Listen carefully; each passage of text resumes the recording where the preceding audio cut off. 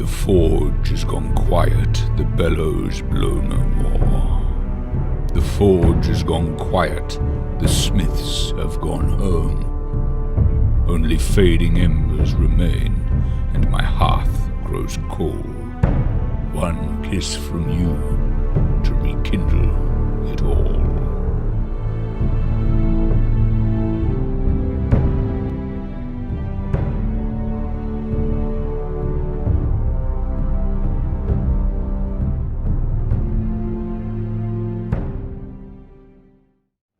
Welcome back to Queen of Embers. What's up, guys? Hey. Hi, how are you? Thumbs Hello. up, soldier. We're Grand Perilous Studios.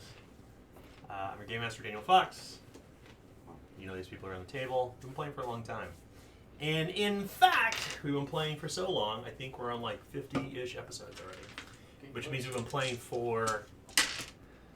The reality is we've probably played... Probably 26 sessions. So how many? Some of our episodes were only different. That's true. It's been about half a year. Oh, and we did our 5 sessions of session 0. Yep. Which was fun. So I mean, yeah, I think we've probably been playing. Oh my gosh, A long time. At least 6 months. Almost 6 months. No. I'd say over 6 months. Yeah, 'cause we don't play every week. There are times we have to cancel. So. That's right. So it's been half a year since we've been playing. I gotta look at me, Walt. So yeah, Queen of Embers. We've We've been playing this son of a gun for a while, and in fact, we are at the conclusion of the 4th act or chapter,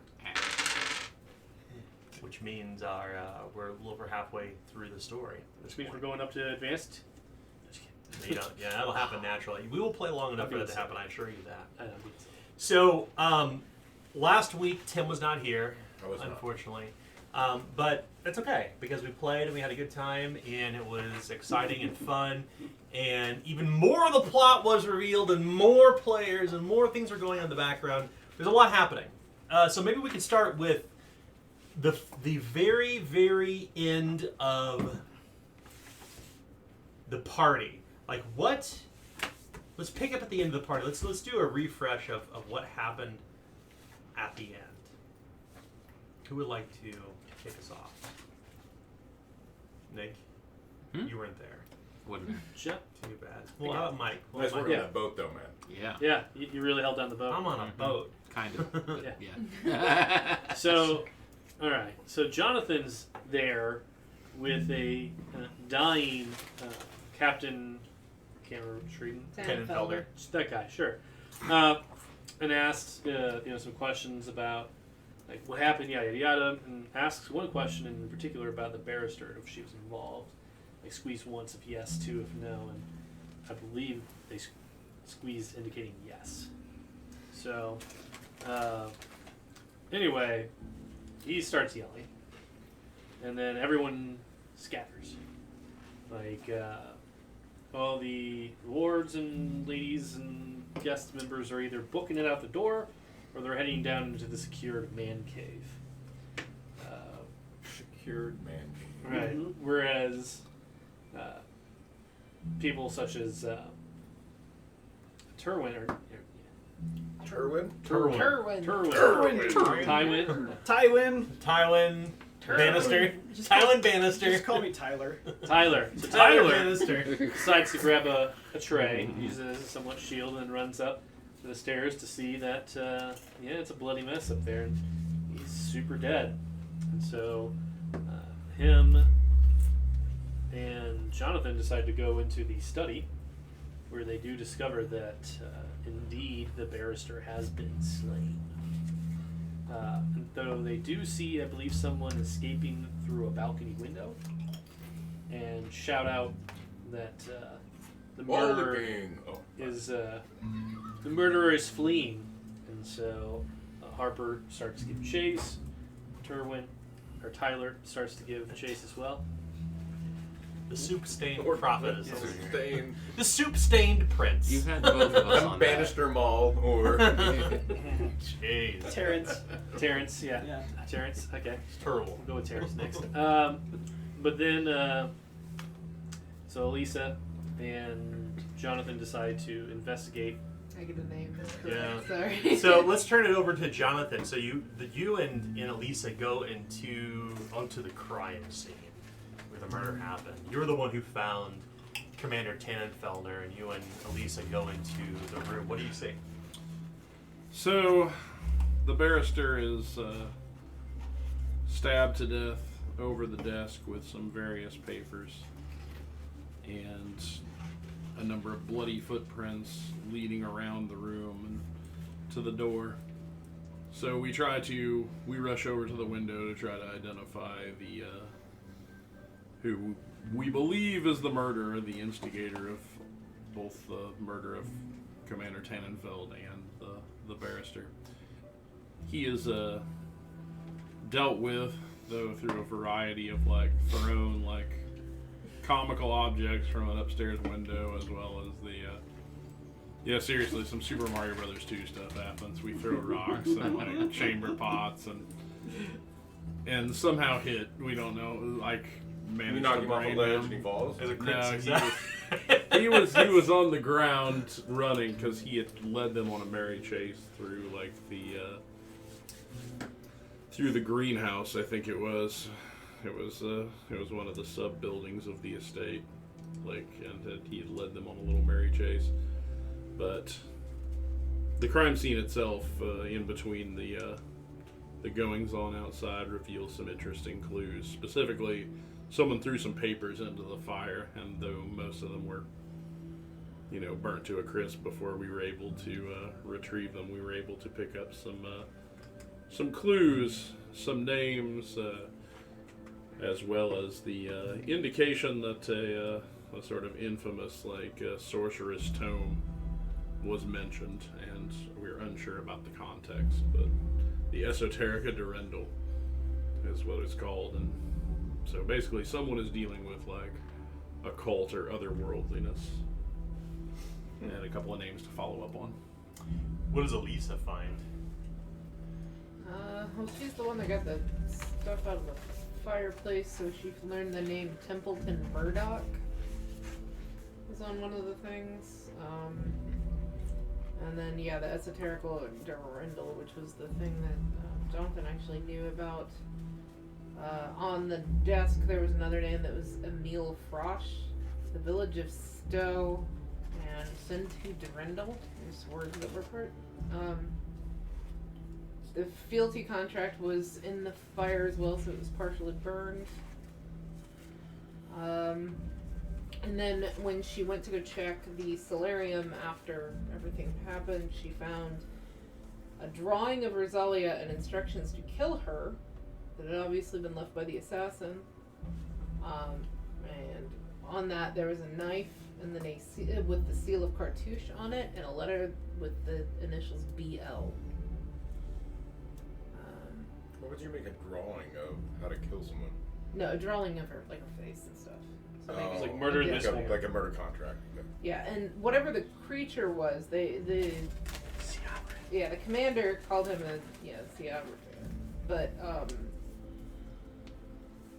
Dirge the Younger knew what he was, and it had a mask on it with a face, and it was partially broken. So apparently he was Exiled. an exile. Yeah.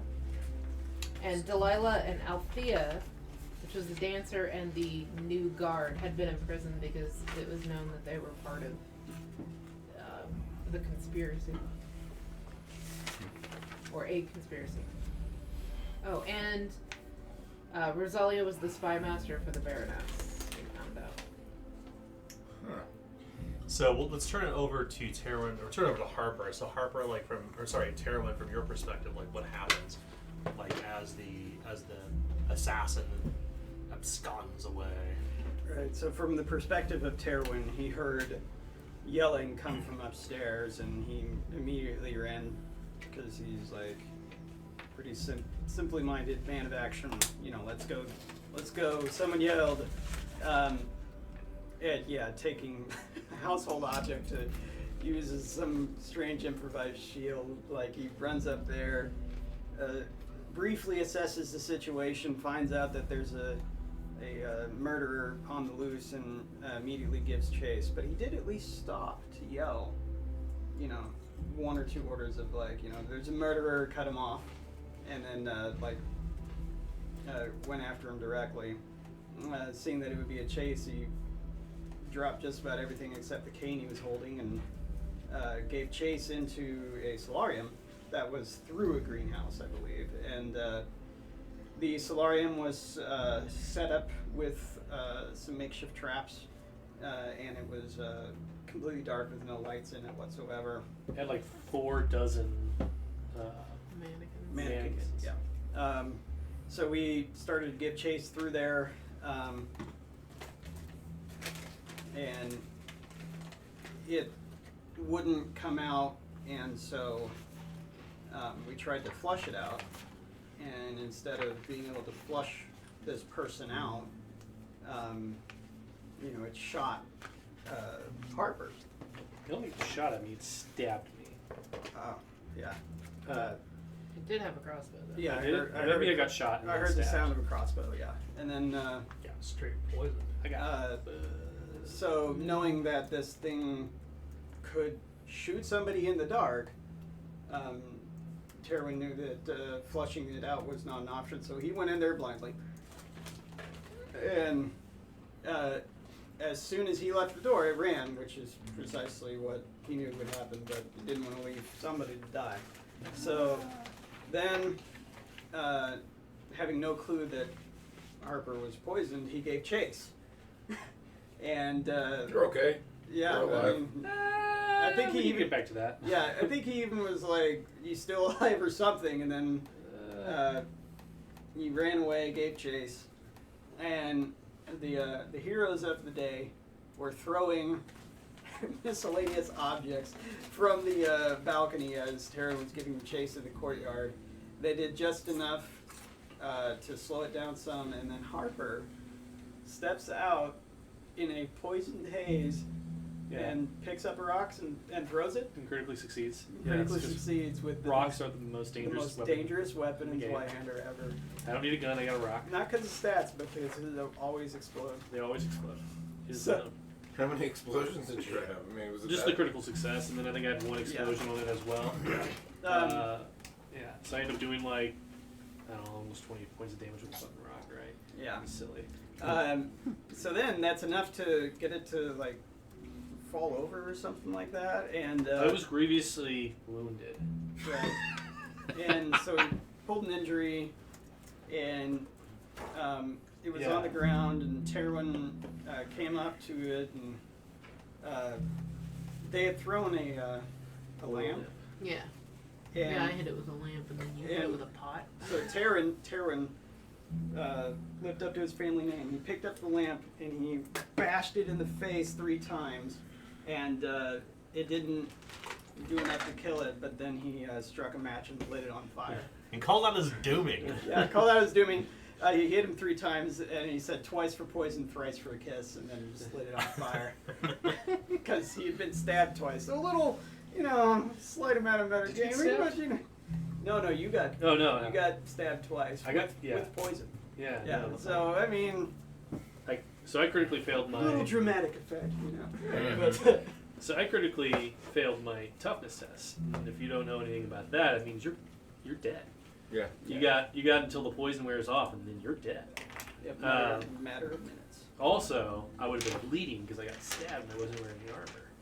So I was bleeding out, poisoned. Wait, did you take an injury though? I did not. So that's why you're not bleeding. Okay, that's why I'm not bleeding. Okay, sorry. Old rules. So I'm poisoned. And then Elisa was like, he's got some vials on him. Maybe one of them's an antidote. Pours another one down there. And I'm like, whatever, because I'm not like lucid. And it's a third, because I was already suffering from 2 things of Folk's pain. That was a third one. So I just started like Frothing all him out. sick from Yeah. Now, so he was basically ticking down until he died. Yeah. Like she had accidentally administered another poison. But they managed to get the antivenom at that point and saved him. So let's pick up. Jonathan No, sucked the poison. we did Oh, that's right. We That's did right. not. Jonathan critically succeeded the heal test. Yeah, we did That's not. I right. saved his life. That's right. poured Oh my like gosh, a you're jug of absolutely wine right. down my No. throat, causing me to vomit up. He was like, fate points happening, and then like he rolls a critical success on a hard heal test, like boom, it hits it. I had a lot of critical successes. He the did. Last time. I had Yeah. like 3. Oh, you, It sounds like it was two- everyone did. It was an interesting night. Yeah. Critical failures, critical successes. Yeah. Well, So all this happens, and then Dirge the Younger basically joins them the following morning in the gardens. Oh, this thing smells good. And what happens at that point? So you didn't think to question the dude? You just lit him on fire. Adam thought to question the dude. We were in a. Terwin did not. Things were really like. And Harper was voting. He'd already killed 2 people and was well on his way on the 3rd, so I guess Yeah, Terwin was no, just he like, was- whatever. He was a little. Also, he looked monstrous. That was the Oh other yes, thing we that left yes. out. Yeah, Ter- See Auburn? yes. Yeah. I mean, Terry's got a pretty black and white view on the world, and so it He was a didn't monster look and he standard killed him. human, so That ain't a man. No, it was not. no.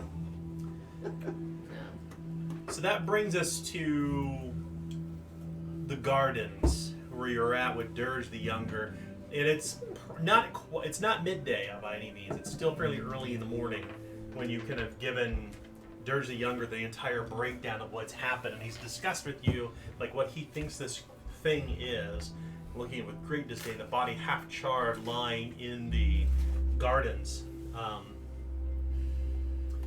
Outside of the Arche household. Lord Clayton and his wife Lady Gabriella are inside. It's just all of you at this point, along with Dirge the Younger, and of course you've been joined by Nick's character, Warren Rhodes. Warren Rhodes. So this Warren conversation happens. Captain Rhodes. That's right. Well, there's an opening now. Nice. That makes me so happy. It wasn't Wolfgang though. Oh, It was Tenenfeller. Feller. Tannenfelder. That guy. the guy we don't Right. even know. Tannenbaums. Tannenfelder. It's okay. Roll Lisa, Tenenbaum. Lisa hit on his brother, who he hates, and who hates him. So yeah. I saw that. I was there for that part. Yeah. That was a little. Oh, he still couldn't get you in that door. Like, It is daytime. we hadn't slept, I don't believe. No. You're tired. Yeah, we all had to do a toughness. Harper's not feeling great. They offered, but we. Dirge Younger is probably 70 winters in age at best. Calling him the Younger is a bit of a misnomer, but he is the second of his name, and had no true children of his own. Thus, he the Younger.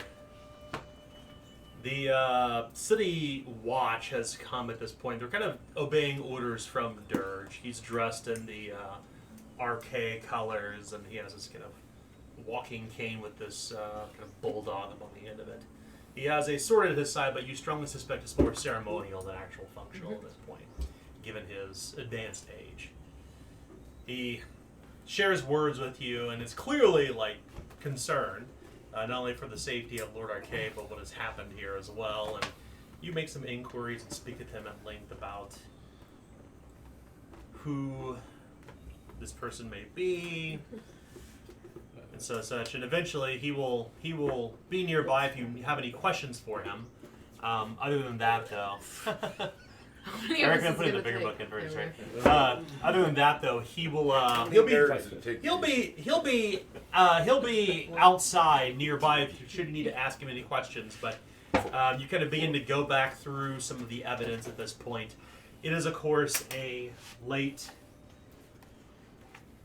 But was It's a the winter Seabran wearing blue? I am curious. That's yeah. very important at this point. Well, I think we discussed. I think we'd already discussed that you had clearly foiled the plot to assassinate the Baron. Right. Delilah and Althea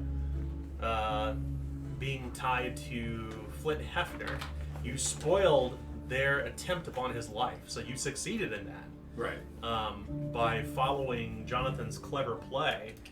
However, what you didn't anticipate was the assassination of Rosalia, the woman you were charged to protect. Well, And at the very end of the conversation, this is when Jonathan presented the Madeline to Dirge the Younger. That's where we actually ended the session. And at Yeah. that point, you'll make some quick small talk. He'll be available for questions as you need it, of course. He'll be your conduit into Kale Tyrion and has promised to give you every resource that you need to see to the investigation of what's happened while you're here. Sammy and Wolfgang are not here. Nor is wrong. They're back at the ship.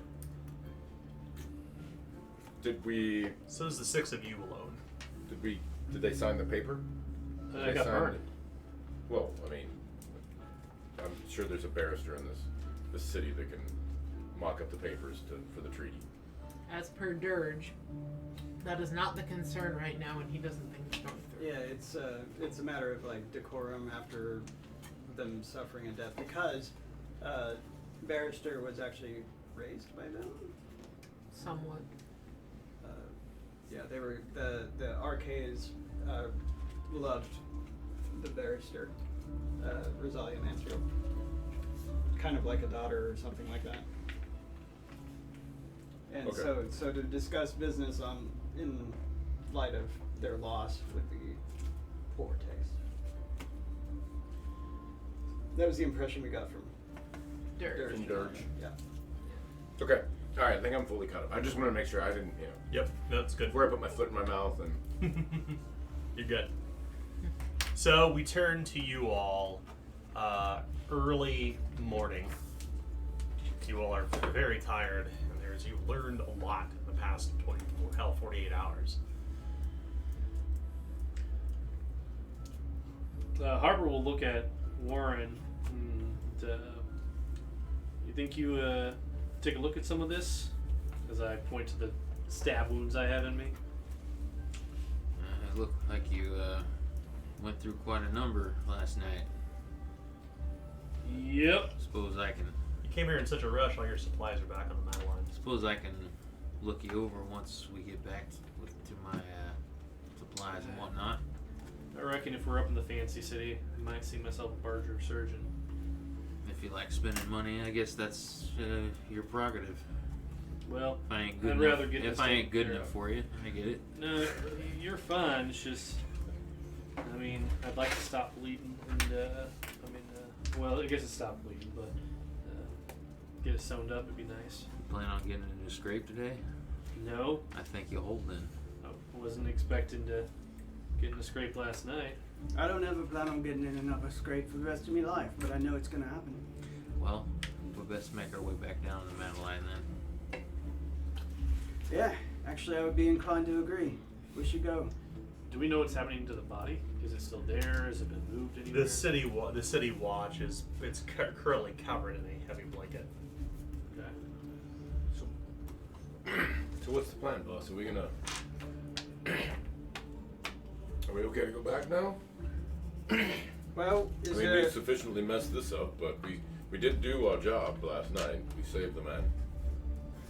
You are correct in that we did mess it up, but there was no way we could have seen this.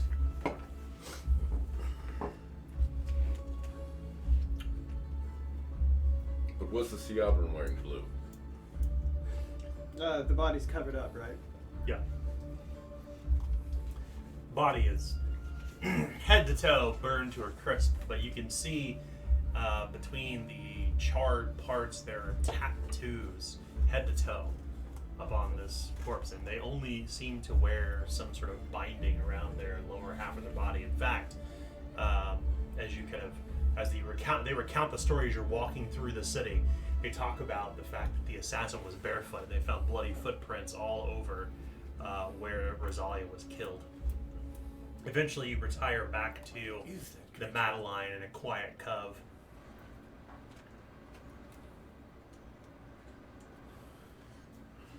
The Madeline, heavy and bulky, is in a nearby slip. So, among other ships. there was no way to tell if those rafts were wearing blue or They're red? not blue. Okay. No. No. What is the plan now then? I mean, are we here to forward and investigate this situation? Or do we go back to Grindel with our tail between our legs? I mean, I guess it is winter. At some point, we are going back to Durendal, but I think if we do it as is, without trying to follow up, without trying to get some form of justice for Rosalia, or Oh, we care about that. Hmm? Wait a minute. As far as I'm concerned, our orders was to see to the secession, as they put it. Yeah. How does that contribute to that? Wait. I have That's- thoughts on that. Yeah, so why don't Wait, we just wait, get the wait. papers signed? And Right. And we may want to. But before we discuss any further, I think we would have a better discussion if we had clearer heads. We've been up all night. We've got someone who needs mending to. I think we should get some sleep, I'll and then we can better formulate our thoughts. patch him up. I'll cook us up a nice breakfast. Wouldn't get you to agree? bed. What do you Yeah, think? What do you yeah. think? What do you all think of that? I can get behind that. I mean, do we know? I mean, one question is do we know what the formal bereavement for a pretend daughter is? I mean, Well, Statute of limitations and whatnot, right? There's certain mourning periods, and you Yes, know, bereavement. culturally there's some differences. But do I, Sure. myself being Rovanian, Sure. how it's long like would a culturally, mourning you are period Ravanian. be? Yeah. No Yeah. culturally about it. The real deal, Holyfield. Yeah. How long is the mourning period? 7 days. It's usually a week, so we've got a week to figure some things out. I've got some thoughts, but I want to clear my head. Well, good. Boss, Boss, there's your rack. I just had to fight two monsters. The monster that was in front of me and the monster that was what I used to kill it. So with that, you rest on the ship and you recover your apparel to unhindered. Go ahead and roll your heal test. Okay. It's going to be, what's your current damage condition? Grievously wounded. No. Feel free to take your time. Hard. I'll take my time then. Okay. Alright. So that will be for grievously wounded. That's going to be a 44% chance to succeed, and then with taking time, that makes it 10% easier. Is that correct? Yeah, unless you have determination. Okay, 54 then. What's determination do? Double that? Yeah, plus 20 when you take your time. That is not a success, but I'll go ahead and use a fortune point for that. Alright. You want a fortune Dorito? Here, I got fortune points right here. Everyone should have one. It's the only thing we have the table right now. I almost picked up Rolos. I was like, Sorry about that, but I did my best. That was not a success. However, I will use my Feast or Famine ability and cook everyone up a nice meal.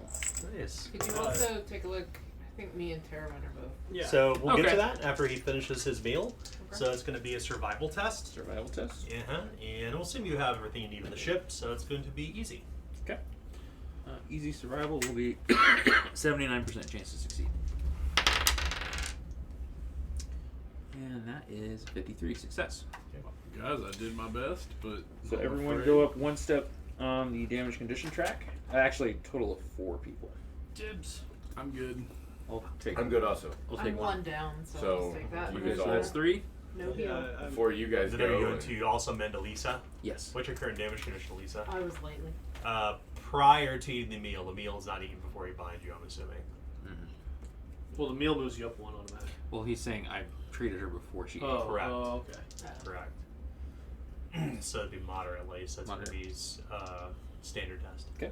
No, she was Oh, only. No, if it was I only was light. Oh, you're really lightly? Okay, Lightly, fine it then. was Oh, light. no worries then. No. Good. Yeah. I Everything's was. That's why I I said, was oh, I'll moderately just eat wounded. That's right. Okay. now So he's standard. lightly. Standard test. So standard test for heals 64 for me. That's a failure. You want me to reroll?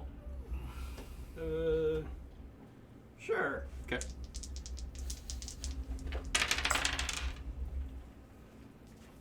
And that's a critical success. Nice. That One was step. bad. You know, knowing my luck, I thought you'd be One step. You have one step of the damage and peril nice. for crit. So when you wake up the next morning, the whole ship seems to be growling with sound. Like something deep in the bowels of the galley is like causing the ship to rumble. And you could feel heat coming between the floorboards. I think somebody's kicked on the cauldron. Madeline's got a mind of her own this morning. You don't see Jonathan anywhere. Tyrion's gonna put his clothes on rather quickly and head down towards the engine room? I don't know what Yeah. to call it. Cauldron? As you come downstairs, this cramped, low quarters, that snake with these kind of octopus-like iron pipes everywhere, you can see through a din of smoke and green light that both Jonathan Vander and Sammy Newhouse are kind of covered in soot as they're kind of going through these papers that are spread out across the table. What's all this soup doing everywhere? Soup everywhere. It's a good question. Did Warren whip it up? What's all this noise? Can't hardly sleep with all this racket. Type of thing that you listen to long enough. Nice low hum. I should say that Jonathan and Sammy are down here. It's the sound of progress, my friend. Huh? You've been through what I've been through. When you wake up to that sound, it doesn't sound like progress. The whole floor is literally rumbling with sound. You got it fired then. Sounds like the enemy attacked early. Where'd you get the key? Well, I stuck my arm up in it and I turned it over. And there it is.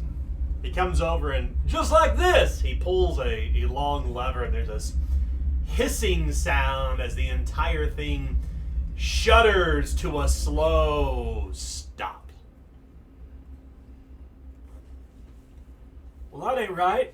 He kind of ka-clunk, ka-clunk, ka-clunk, moving these two levers back and forth, and nothing's happening at this point.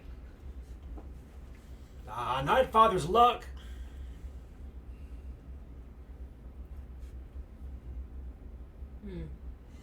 Oh, I mean, at least you got it over. Started once. That's a good sign. It's reckon? full. Is it? Are we still giving this thing away? Yes. Has it been given away? Yes. Supposedly, I mean, you made the decision with Dirge to inform him that the gift had been given yesterday, so I assume. He presented his story. Ah. So the presentation has been done. Now we try to make this crafty thing work. Not necessarily. Well, Ain't our prerogative anymore. It ain't ours. Warren shrugs. You open the port side hole to let air in, and you can hear the sounds of the dock outside. It is winter. The sound of gulls still up on the edge of the sand and the sills of their ships are nearby. The entire ship is kind of crowned in this green, smoky haze that slowly lifts. I suppose if I remember right, he was down here messing around so you could learn things, right? Who are you talking to? I'm talking about Sammy. Sammy and Jonathan. Well, it's not like I have much else to do. Right. So, that's fair enough. We'll learn while we have it. So, got a few thoughts from what we were trying to discuss before we went to sleep. I'll excuse myself, Sammy says as he leaves. You read me mind. Thank you. He leaves you all to top deck alone so you can get out and get some fresh winter air. It's cold today, about 52. The sky is steel gray. Fahrenheit. 52 degrees Celsius. We're all melting. We're dead. We're puddles. Right, so we were talking about, do we try and get this contract signed? Do we, do we head back to Durendal? Yeah, what's the plan, boss? I mean, what's the point of this at this point? Right? Right. Kind of with you. Yeah. Our contract was to get the Madeline here and for Incorrect. Our contract was get the barrister here. yes, The Madeline came along later. right, the Not Madeline signed of said contract. and what I was about to say was and the barrister. But only the barrister was part of the contract. As you recall, we signed those papers before even knowing the Madeline was a thing. Yes. Therefore, the only thing that we were contractually obligated to was to get her here and get her back. Obviously, the last part of said contract is broken, but those were the only things that we signed on. We were to get the last of our payment when we returned, but obviously that return will not be successful. But there was nothing about us having anything signed, getting the Madeline here, saving this Baron or whatever. That was all added later. Yep. As I've been saying, you guys have been fit to be fooled this whole time on this barrister and our ever increasing requirements for our services. I guess you call it. We ain't getting paid. Not for the Such return. callous attitudes gain one corruption. That's not where it's going, That's where I'm going with it. Do you have a marker? Oh, we finished belly aching. My mistake. I'm not belly aching. I'm not complaining, I'm just No. stating that These is are the what the facts. contract states. I've got probably a few more days of healing. I I'm mean, sure you do. let's be honest. Those are the facts. Well, yes, those are the facts, and I would like So to. what our orders were to make sure that succeeded. I would like to bloody hell finish your sentence if that's all right with a lot of you. Do continue. Go on. As you wish. So we were supposed to get the barrister here. We later found out that it was the Madeline when we originally set off, and then later on we found out no, we had to get her through a masquerade, and then we also had to stop a murder. And here we were last night thinking we bloody failed all of it except for keeping the Lord Archay alive, right? The Baron Archay alive. Whatever. Mm-hmm. And so, to me, how could we have figured out that the barrister was going to be assassinated? And there's only really two possible ways that we could have figured it out, thinking about all the clues we had. One, we were hired to keep her safe in the first place. Yeah, that's it. The other thing, things really started to change after we went to Hastings. Didn't it? Nothing has been stable this entire time, if you wanted mine. Just What do you mean Yes, by, what do you we- mean we by had- change? I mean, We we've been, had so much time to speak with Rosalia Mansfield. She hardly made conversation. We had a day or two before we reached Hastings. And then we reach Hastings, where we find out that a person who has read our letter gives us this letter that says "See to the secession." And then afterwards, Rosalia found out that she received a missive about the Baron's life being in danger, which I believe she picked up in Hastings. no idea. She never stated when she had received I it. think she did, if I remember right. She said, I've received word, but that doesn't mean when. I don't recall. I don't that follow much. what you're when getting I at. when I said to her, you didn't think to bring this up before until now, and she said this was the first opportunity I had. When did she say that? When we were through with the folk. Are you making that as a fact, or are you assuming that's the timeline? I am believing her at her word. She told us about the plot to murder In Hastings. Okay. After we were at Hastings. But before we got to the city, Before we got to the city. Yes. it only stands to reason we didn't stop anywhere else before that. I mean, unless the folk told her that there was a plot while we was fighting. So, you got some sort of inkling that the man there, what did you call him again? The Alorna. The Lore Knight there had his fingers in the pie or something. He's muddling into our goings on. He told us he was. He did. Sadly, he's been the more straightforward of anyone we've really dealt with. Yeah. Well, remember what the great power truly is in this city. It's not this pretend baron, Mm-hmm. this up jump. It's the Allure Knights. Mm-hmm. That's that way in almost every city. Well, no more than here. This is their power base. That's There's true. also an You're right. Alorna Knight that started us on this journey, if you will recall. Mm-hmm. So what do you think the Lore Knights make of the secession? We probably should get their blessing if we're wanting to get it done right. Right. Now I had these suspicions before as to the legitimacy of the letter that was given to me to see the cessation. You still have it. No. We burned it so no one else could find evidence. It's a letter. Did But I? our cipher was ours. So unless that Alorna Knight knew the particular cipher that we use, Well, which is very possible, yeah. what else were we to do? Right. So, I'm thinking either A, that's who our betrayal is, or B, that's a person who could help us.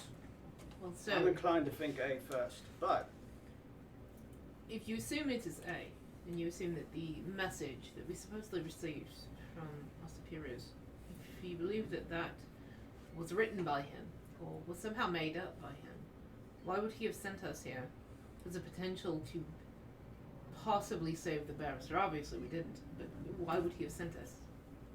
Why would he have told us? He could have just written a letter that said, kill her and leave this be, and then all of a sudden it doesn't matter what the cessation they wanted to happen, the barrister is out of the way. those are good questions. So why would he Kill do her that? and burn the ship and go home. Right, which Done. would have solved anything. He made it pretty plain that he didn't want this cessation to happen. So, why? I don't think the letter was fake. I think the letter was real. Now, what his meaning and what his purpose was, I can't state. But I don't think that that was fake. Yeah. Gotten fairly good at reading missives from our particular office. So then, if he was against the cessation, Yes. then perhaps he puts us on with this. He gave the information to Rosalia Mansfield, telling her about the plot, so About that the assassination attempt. yeah, so that she would be distracted. Or that we would be distracted in trying to protect Right. said Baron. Right. That's more likely a possibility in my head. So it doesn't seem, from what I know, I've heard about a Lore Knights, they ain't violent types, right? Manipulators. But it feels like the rush is Yeah. pretty thin on what you're talking about here. Right. Right. Yeah, So they don't have an aversion to making someone stumble off a cliff or whatnot. Is Well, what you're saying. They are not directly violent, but I've heard of a few defending themselves, but no, they prefer others to do it. So what you're saying is you think this year Lore Knight back in Hastings had it out for had it out for her and did her in like this. It's possible. I could be wrong on that part. What I'm So really what do- what I'm really getting at is we were thrown a red herring. That's what we was thrown. Yeah, because I think the rushes are pretty thin. You might Yeah. want. We need Was- we need some servants to bring in some clean rush with what you're talking about. So what do we do? because Go we don't back know to anything that Hastings, can support ask him? that. Hmm? What do we do? Go back to Hastings and ask him? I think someone else would have to do it. What do you mean, someone else? I'm a little bit on edge, and trust me, with the interaction we had before, if he pushed his luck too much, I'd be inclined to do something stupid. Well, from what I understand, these Lornites, no offense, but some of them are kind of ain't too forthright with what they're saying. Who are you offending? Well, ain't you one of the Lornites? He turns to Jonathan. No. Scholar does not equal the one. I might have pursued a slightly different path in my adult years. If you remember He's the a cultist. auspices under which we, that feels like a loaded word. I feel Conspiracy realist, whatever you want to call it. I don't actually know what that means, but I do feel I need to announce myself and indicate that I don't have any idea what any of you are talking about right now. He was not with us, if you don't remember. And Jonathan, if you remember, believes in the suit-stained prophet. That's why he was on the ship. Well, You do believe you more believe in destiny and changing the winds, correct? But what I'm getting at is if I believe in that as well. Certainly. I'm sorry. If he had it out for us, why don't we go down and ask him what's going on? If he don't talk to, if he doesn't tell us rightly, we ask him harder. Because Warren, Hastings is 10 days in our back. And that's just something I wanted to get out there, and then so I know I said it, but we can't go back to Hastings. It's winter. No. The river's going to freeze soon. If not, well, I guess it's only 52. It's not going to freeze. All right, soon. I see what you're Sorry. getting at, and that Lornite in particular. But there's plenty of Lornites in the city. Maybe we can ask them, see what's going on. So what I'm saying, what I'm getting at with all this is that we were set up to fail, and so we performed admirably in the mission that we were outright given. And we failed in our original mission, but there really wasn't too many ways we could have really seen that coming. So we've got 7 days to kill before we can speak business. And then we need to go and speak business. Because if Steedsill says see to the cessation, then we need to do what Steedsill says. Right? There's many ways going about that. Can I ask the obvious question here? Yes. I agree with that. I don't We were like given, it. we were given orders. Yeah, I don't like it at all. I don't like any of this. Like I said, you were all fit to be fooled in this, this silly rebellion that you. Literally, every 10 years, you people try to rebel and you get crushed. Let's not go there. We've had this conversation. But where are Tenenfield's men? 50 men came with him. Where are these soldiers? It's a good question. If we need people to do things, 50 soldiers. Didn't they say they went around it a different way, and then you think by now they'd be here, right? Well, Well, he was. he was here. He I would- won't think he would leave his men. He's the one that died upstairs. Well, The one Jonathan found. The reason I drug the barrister down. I'm sorry. The fake baron, the wannabe baron, down to his hole. well, there's plenty. Manhole, a cave, whatever they're calling these nonsensical there's things. there's plenty of I do people believe here it's that called this holiday weekend here. Da-na-na. There's plenty of people who this holiday weekend in here. Maybe some of them were his soldiers. They weren't invited to the party. That's Obviously. what I'm saying, though. But we're out there. Where are these soldiers? Well, we can ask around, Wolfgang look around should town and find them. You have me the community book. Yeah, yes, sir. I would assume Wolfgang would know, yeah? Well, my thought is this. If we get this thing done in 7 days, we have the manpower to take us back. Take what back? Take us and this document back. Oh. Get out of this godforsaken place. I don't know if the document can be signed here, though. Who's going to write it? I'm sure we can find If something. we can't kick up a barrister in a city this size, then we have failed as a society. Well, I didn't know the finer details of the what that contract was supposed to say. Did you? Well, I have part of it left. I don't even care.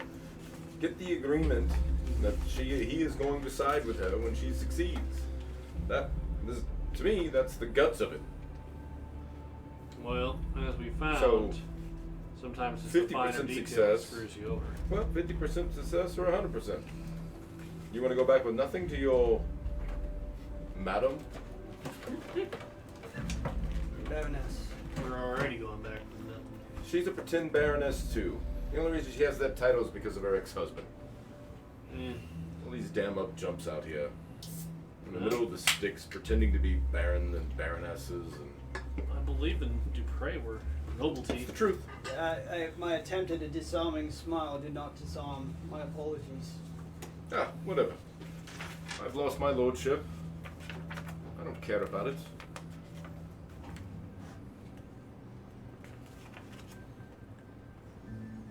I'm just trying to make suggestions here, folks. We are at 100% loss. Should we have tried? Well, We may have some favor with 95. We had some side endeavors that went all right, and Right. We have we nothing. got 66% correct because we got 2/3 of it completed. She got here. She got here. The ship got here. We saved the arcade. I don't man. mean to jest, but to be honest, at this point, I'm at a loss as well. It was signed, and we could probably get it signed again. Well, I don't know that it was signed. That part's burnt off. But not From what you that. recall at the party, there was never a signature never a made. signature. In fact, Rosalia Mansfield retired to the drawing room to draw up the documents. And I'll say, because remember, you had me on him the entire time. That's right. I never left his side, That's right. basically. He never signed anything. That's right. You had put me on the man, so.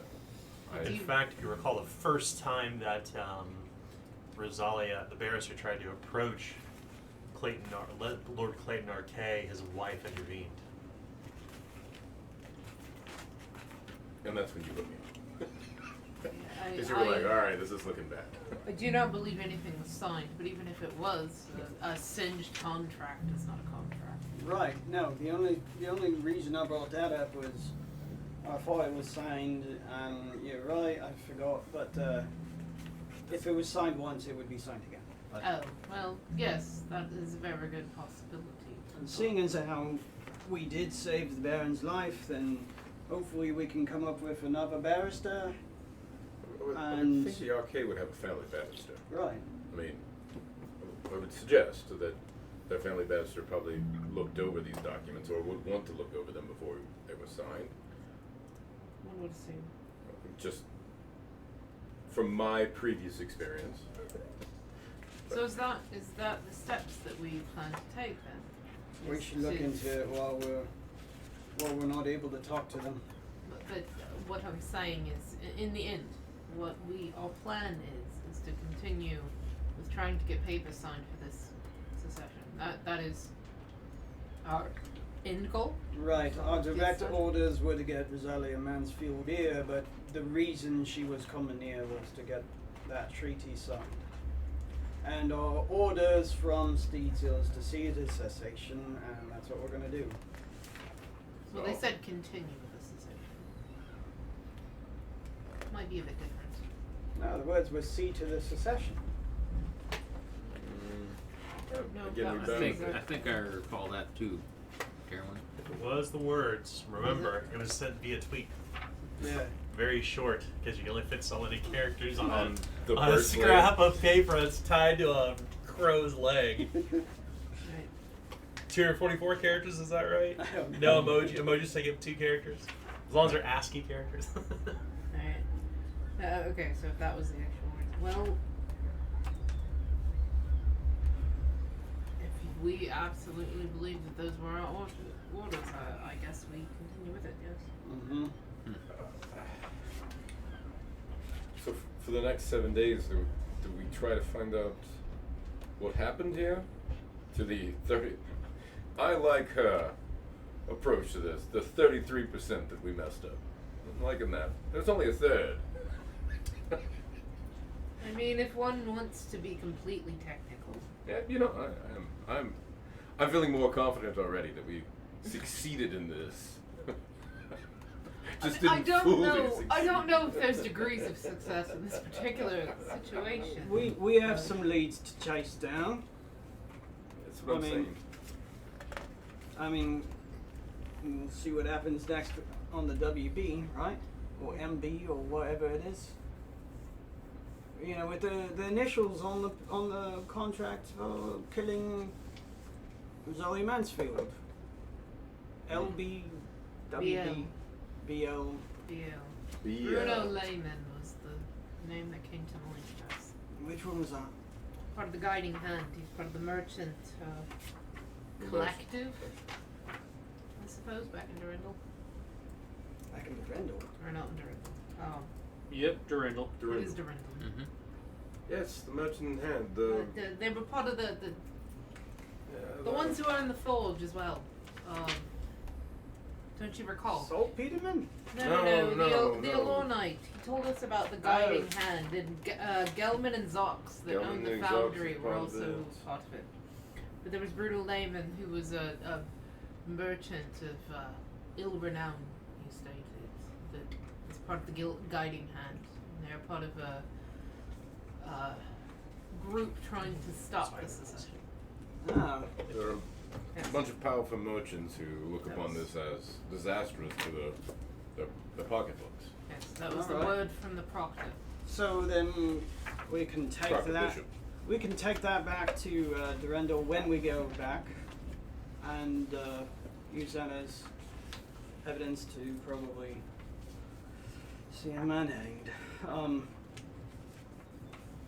Well, initials don't necessarily point to it. No, they don't. That Yeah. would be a suspicion, considering. That's true. Yeah, considering their motives, seems pretty damn Yeah. suspicious to me. Bruno, Gilman, and Zoc were all part of it. The truth of the matter, though, is the only information we have about the guiding hand, if you will, with Bruno Lehman and Zox and Gelman, that happened to be from said proctor, from a Allure Knight that we possibly don't believe. So that is something to keep in mind. If we don't trust necessarily everything he said, or even part of what he said. Well, was I mean, on the contract, was there any specifics as to like how it should be done, when it should be done, or was it just? I have not taken it apart to look. Yeah, It's going I to mean, take a bit to probably piece it back together, what with the missing parts. I mean, it'd be interesting to know what the layman's terms were when it came to it, to see if like, you know, he wanted particularly one person killed or everybody, or Oh, you mean for the assassination contract? yeah, It was just a picture of her. and then, it said killed her. it's yeah, let me look at it again. Yes, it was I just don't a mean to interrupt. Wolfgang says as he approaches across the gangplank. He is with Sammy Newhouse and Hrung Bigley as well. Forgive the interruption. I'll be taken to the Dupre pavilion. Preparations for Ms. Mansfield's burial. Who is that again? I'm sorry. This is Wolfgang. Okay. Wolfgang along with Sammy Sammy, and Hrung. Hrung. Well, we're sorry for your loss. Ought you have anything for me to take to them?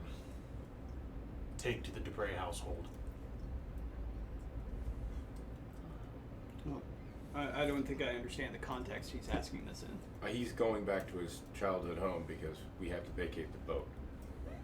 Oh. And he No, wants to prepare for the funeral. No, he states again. We're going to the Dupre Pavilion inquiring about the burial. Have you anything you wish me to take back to Lord Clayton? Still got on your uniform? Words. No. Condolences.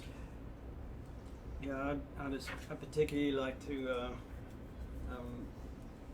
just express our condolences for his loss and, Assure him we are attempting to find what happened. Yeah, we're trying to find who's responsible, and perhaps after the mourning period, we would love to speak with him, but we wish to respect that mourning period. Ought he know ye Dupre, or Dufresne rather. Sorry. Ought he know ye Dufresne. Do as you wish. After the funeral. Don't wait 7 days. Don't let these bastards get away with it.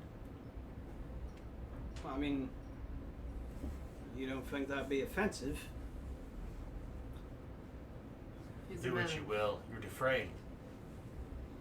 Right. Well, I mean, I wouldn't mind giving some last. I don't need your reasoning, Terwin. I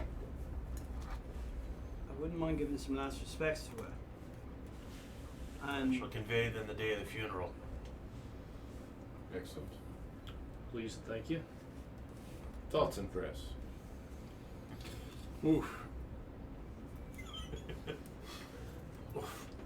Mhm. Do you have my gun on me? No, just kidding. Well, this was our Boo. The man is, and I'll wait till they roll off. The man is grieving. He loved the woman. yeah, all I was trying to say was I would like to go. It would appear we are not invited.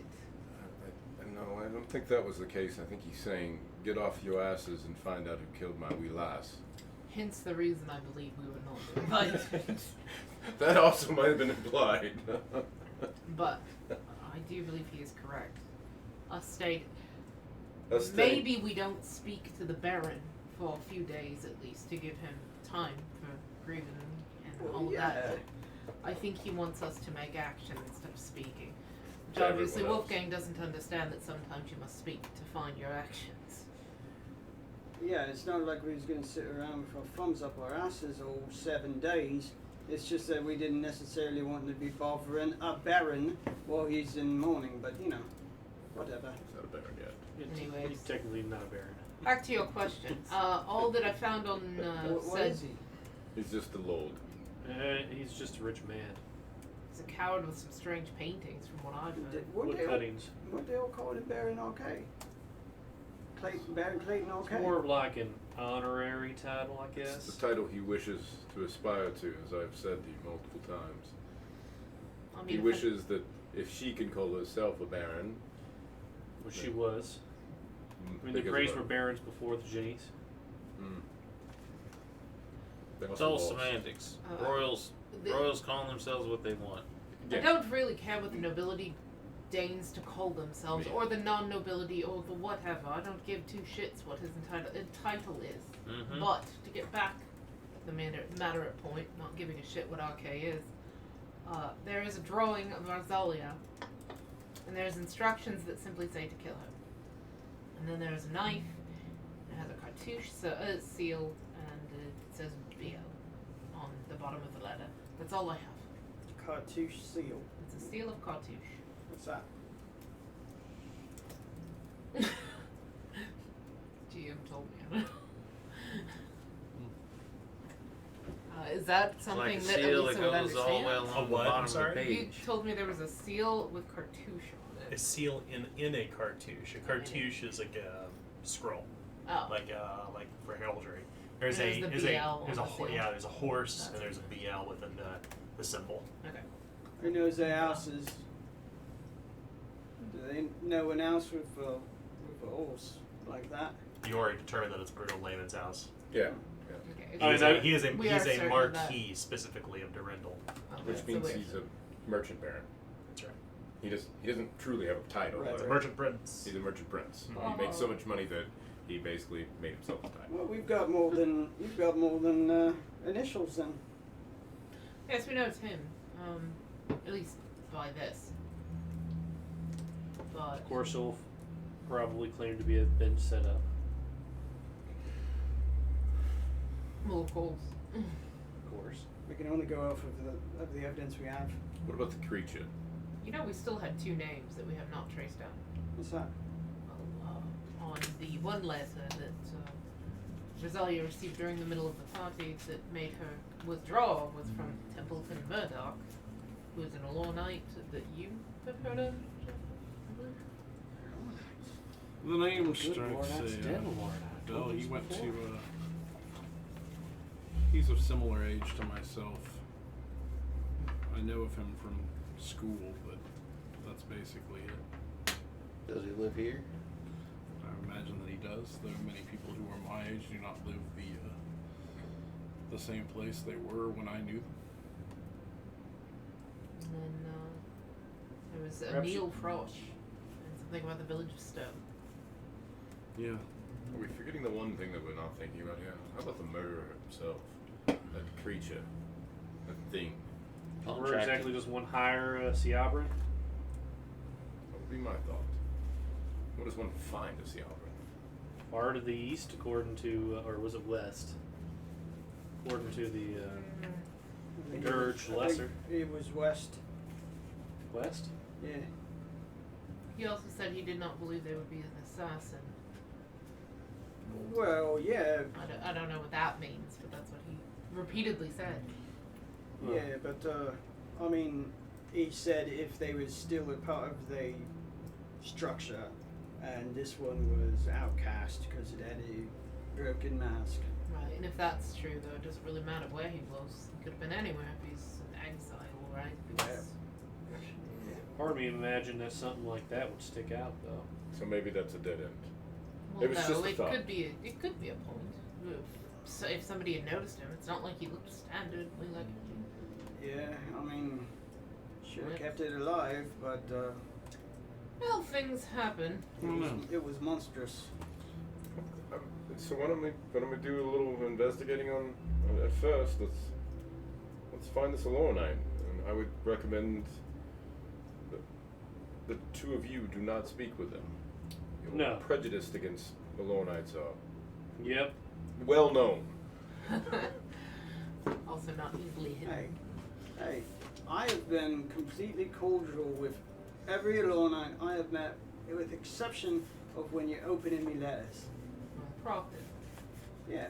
Yes, but by the campfire, let's be honest. Your prejudices are there.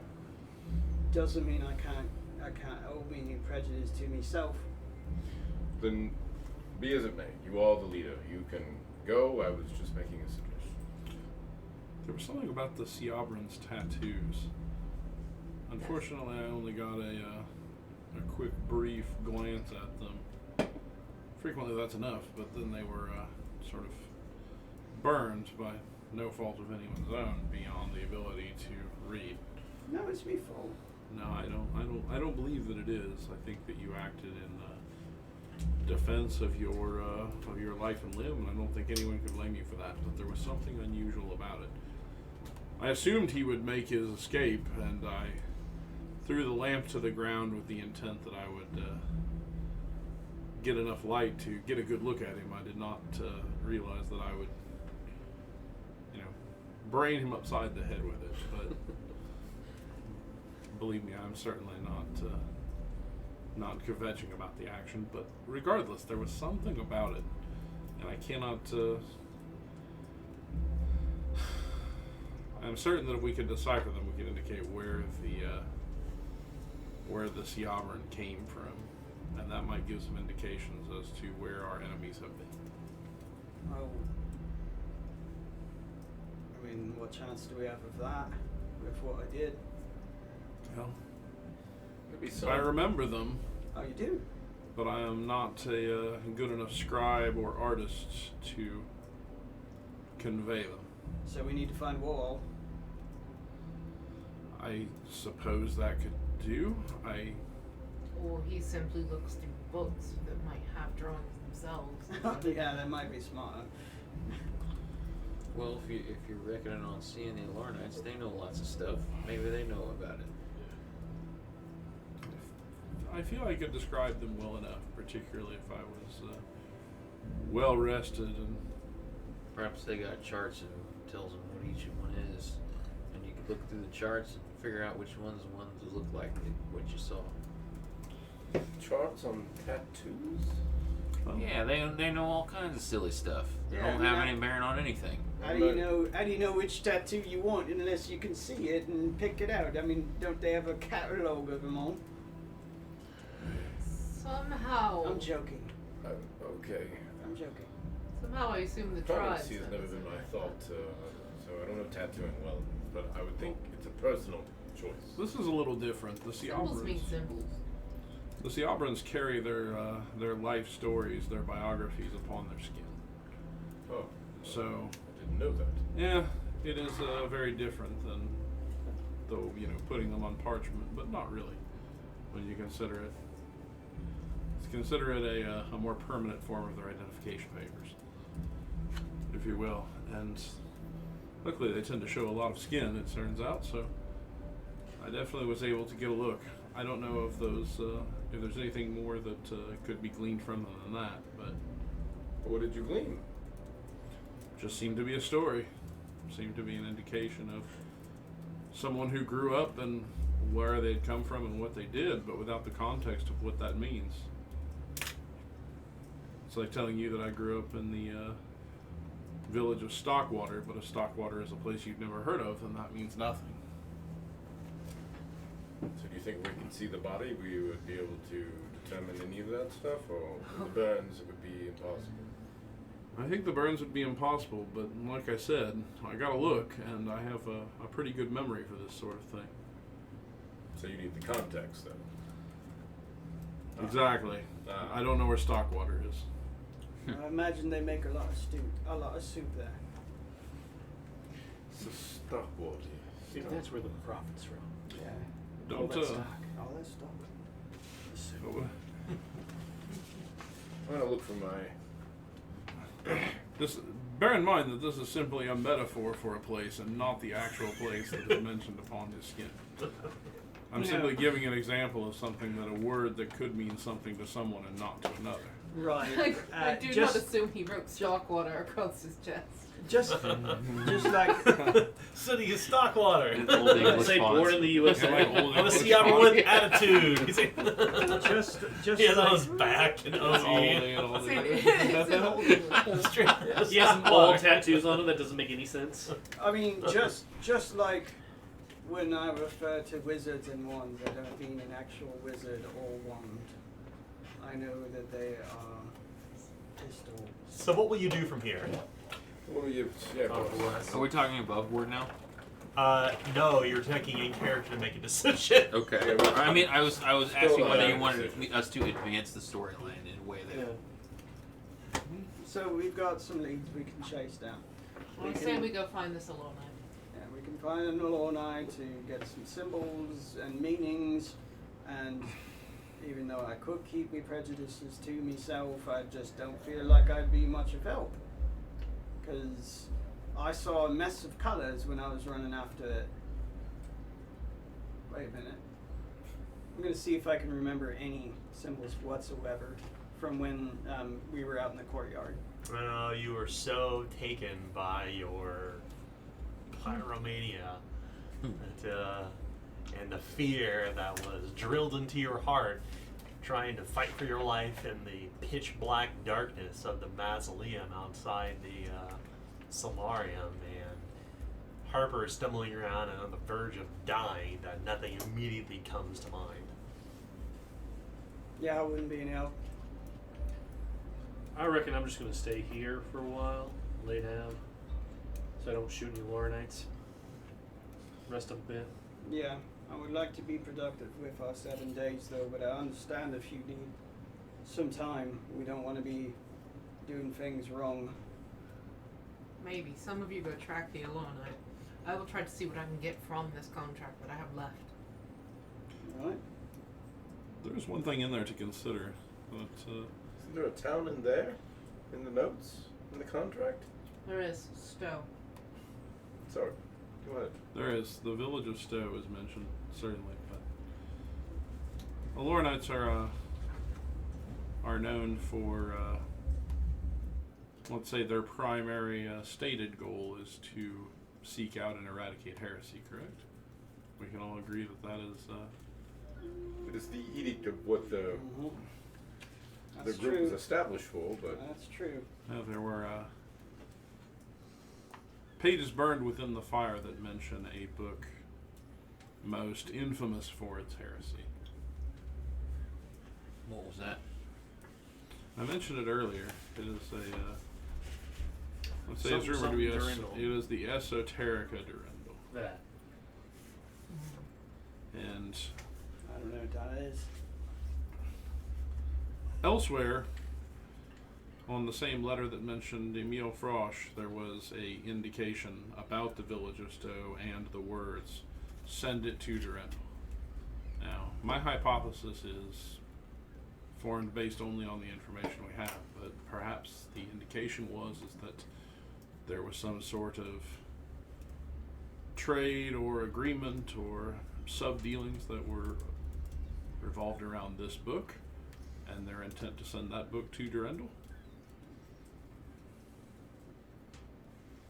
This is as difficult as it is possible to piece together based on a word or two from multiple pages. But Interesting you should be coming upon that bit of information. I reckon you could use that as a bargaining chip for the Alornites. They'd be most wanting to hear something like that if their edict is to stamp out heresy.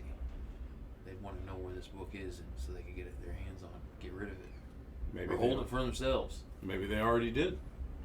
But I'm just saying, maybe if they knew something about it, or they wanted to know something about it, you could give what you had, and they'd be willing to help you out more.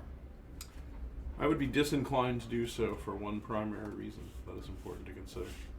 What's that? That I would absolutely keep that tone for myself. Would you now?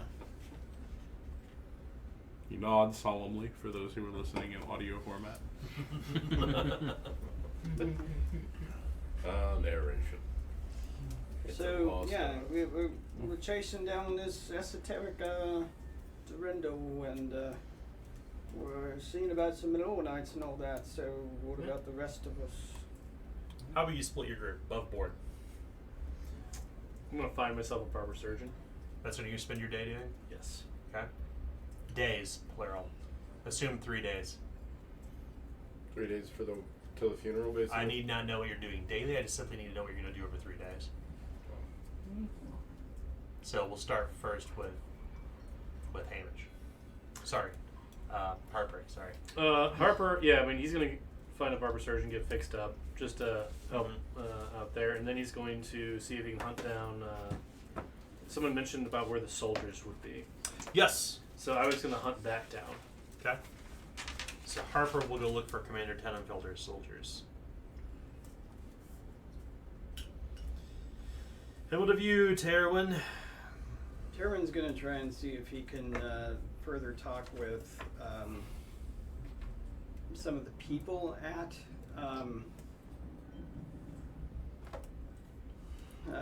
Clayton Arcade's house. He's gonna start with Dirge and then see if feel out how many questions he can ask, and then just get more details about the night in general. Okay.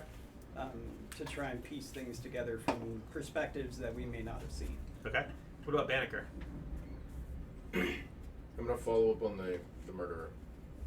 I'm gonna try and figure out who he is, The Seabra? if he's been seen. The city watch know who he is. Okay. If there's anybody in the city that has dealings with him. Okay. And I'm gonna start with her dirty-handed pickle man and My pickle man. The girlfriend of Tobias delight. Stroh. The girlfriend of delight for half the party. Yeah. Hey. What about Elisa? So first she's going to try to go over the fealty contract to see what she can extract to possibly get it rewritten. She is going to at least get high once or twice and see what comes to mind during a 3-day binge. She also may go with and to speak to like Domina and Tobias just to see what they might know, since they would probably see people coming in and out of the city, or at least have information about it. Mm-hmm. She also is going to visit Gennady at some point. Use That's a lot to do in 3 days. How about you pare that down to 2 things? Let's say you can't extend your time, but for purposes of the next 3 days, let's narrow it down just a couple things. Gennady will wait unless it's get a drink with him at the tavern kind of Okay. evening thing. So, assist him with Domina and Tobias and do the contract. Fair enough. All wall high. Okay. Hey, I can help her on the contract too, because I'm, I think, the only other one here has. Educated? Well, no. Jonathan? Yeah. Jonathan yourself. Are we the only ones? I will go and see a historian at the university to see if we can recreate the tattoos from my memory, to see if that leads to any to clues as to what where this Siabran might have been or who he is. Okay. And then finally we come to Warren. Warren will assist Banneker in his endeavors, because it seems like he could be getting himself into trouble. Never. And Banneker might need to know where the fuck room is at. That's right. Yeah. It's on the fuck parties. It's in the basement. That's right. So we're gonna first start with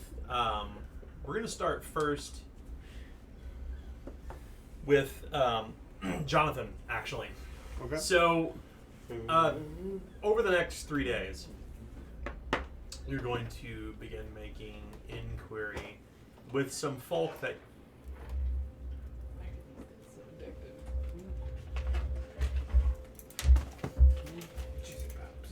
with people that you know in the city. Keep grabbing Specifically, you'll start first with Josephine Baker. I mean, she is probably the foremost person you know in this city, and you know where she lives. You find your way to her brownstone just somewhere outside the upper city, and you kind of ring the bell, and she comes to the door. It's wonderful to see you again, Master Vander. I did not expect to see you so soon. I thought that you would have boarded your ship and left back to Durindal. Not my ship. Never was. Well, please do come in, but if you wouldn't mind, take off your boots when you come inside. Yeah, I don't. I wear these boots more often than I care to. I certainly appreciate you passing the message along quickly at the soiree. I knew that I could count on you. She smiles. Please come in.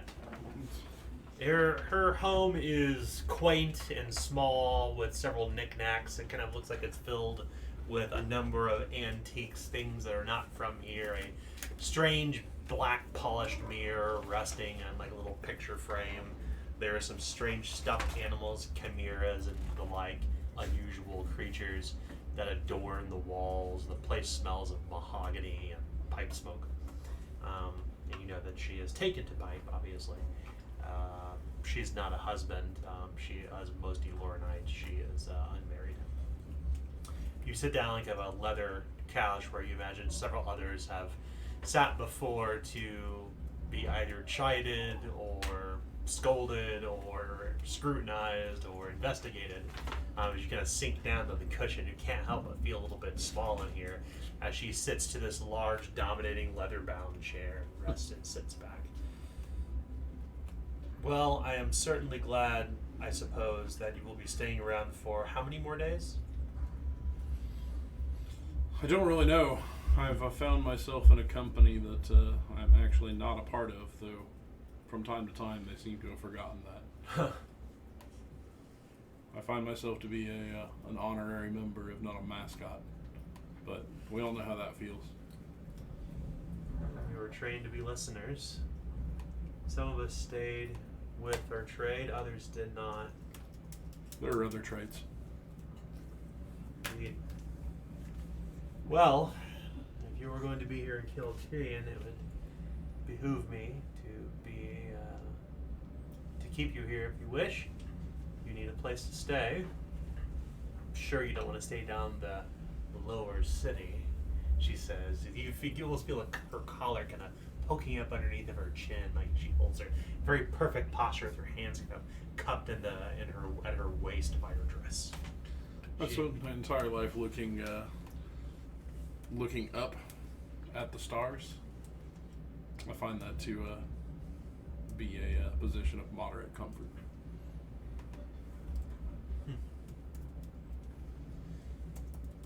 Well, what can I help you with?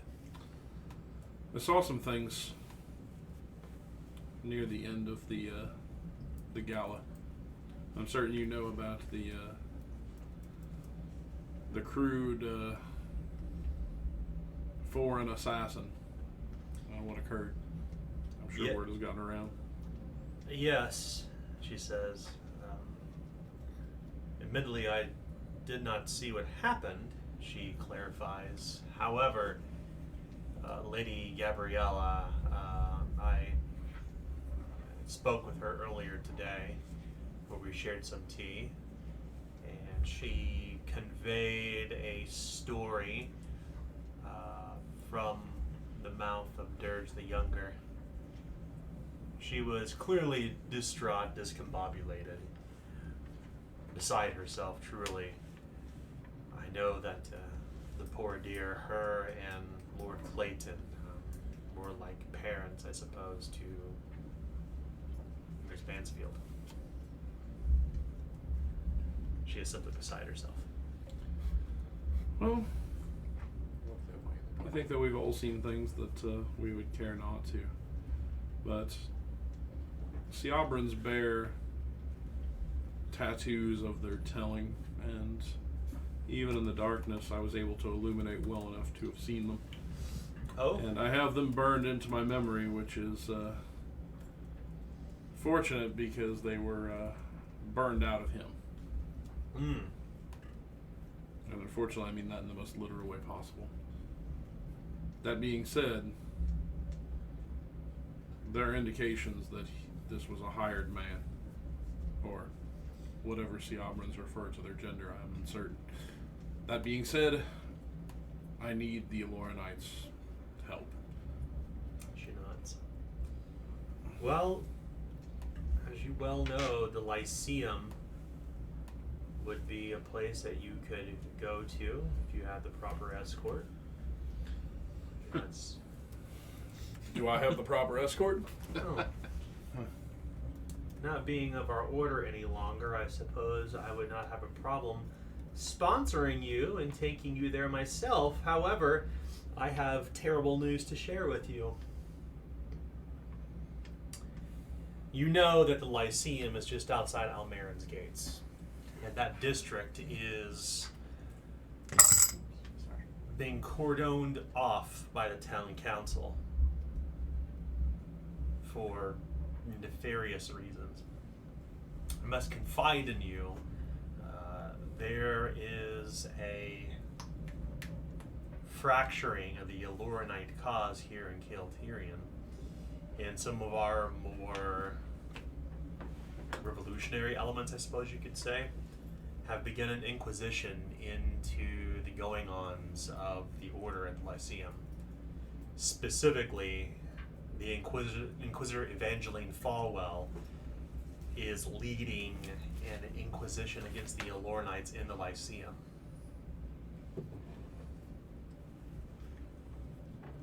I see. Well, Is that Jerry's daughter? I suppose there's only there was only time before the snake would attempt to eat its own tail. She sighs. So, what side does this Evangeline Falwell think that you fall on? Well, I have not undergone questioning yet. She has been on her mission in Almarin's gates, she and her zealots.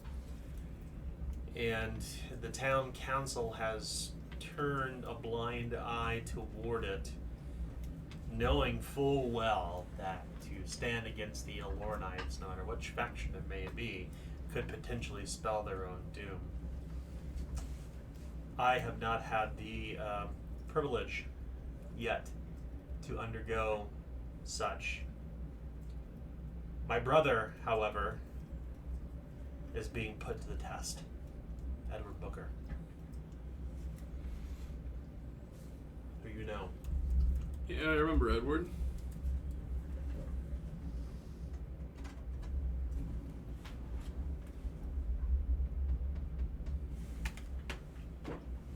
Do you think this is a test he is likely to pass? Given that my brother has a tendency to traffic in, shall we say, forgotten works, and that he is, well, he does not have the same facilities that some of us others do. I must admit I am worried.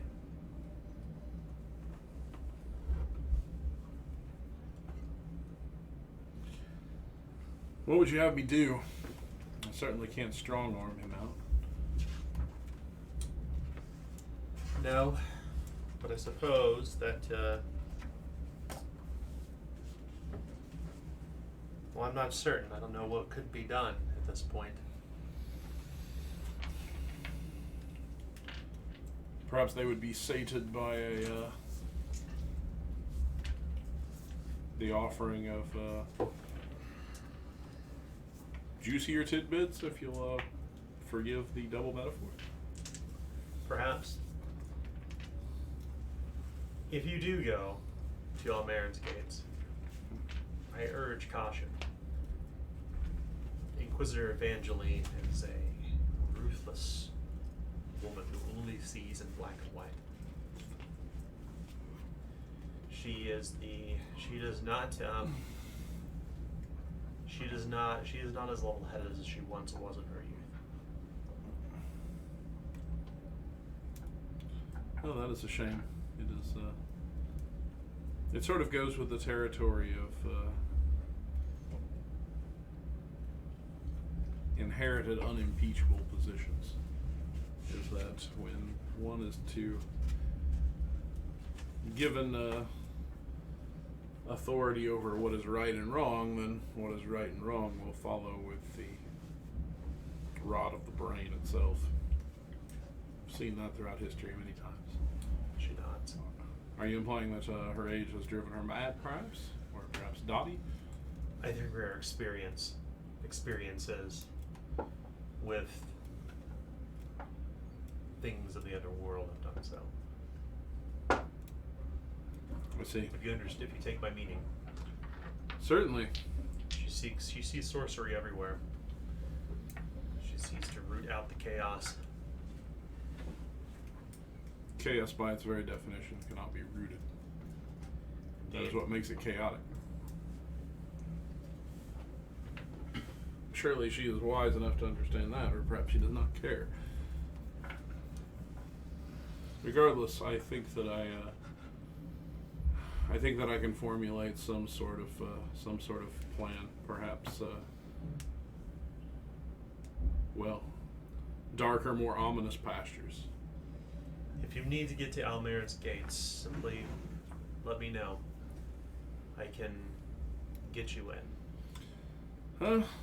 Against my better judgment, I am certain that I will be making that call sooner rather than later.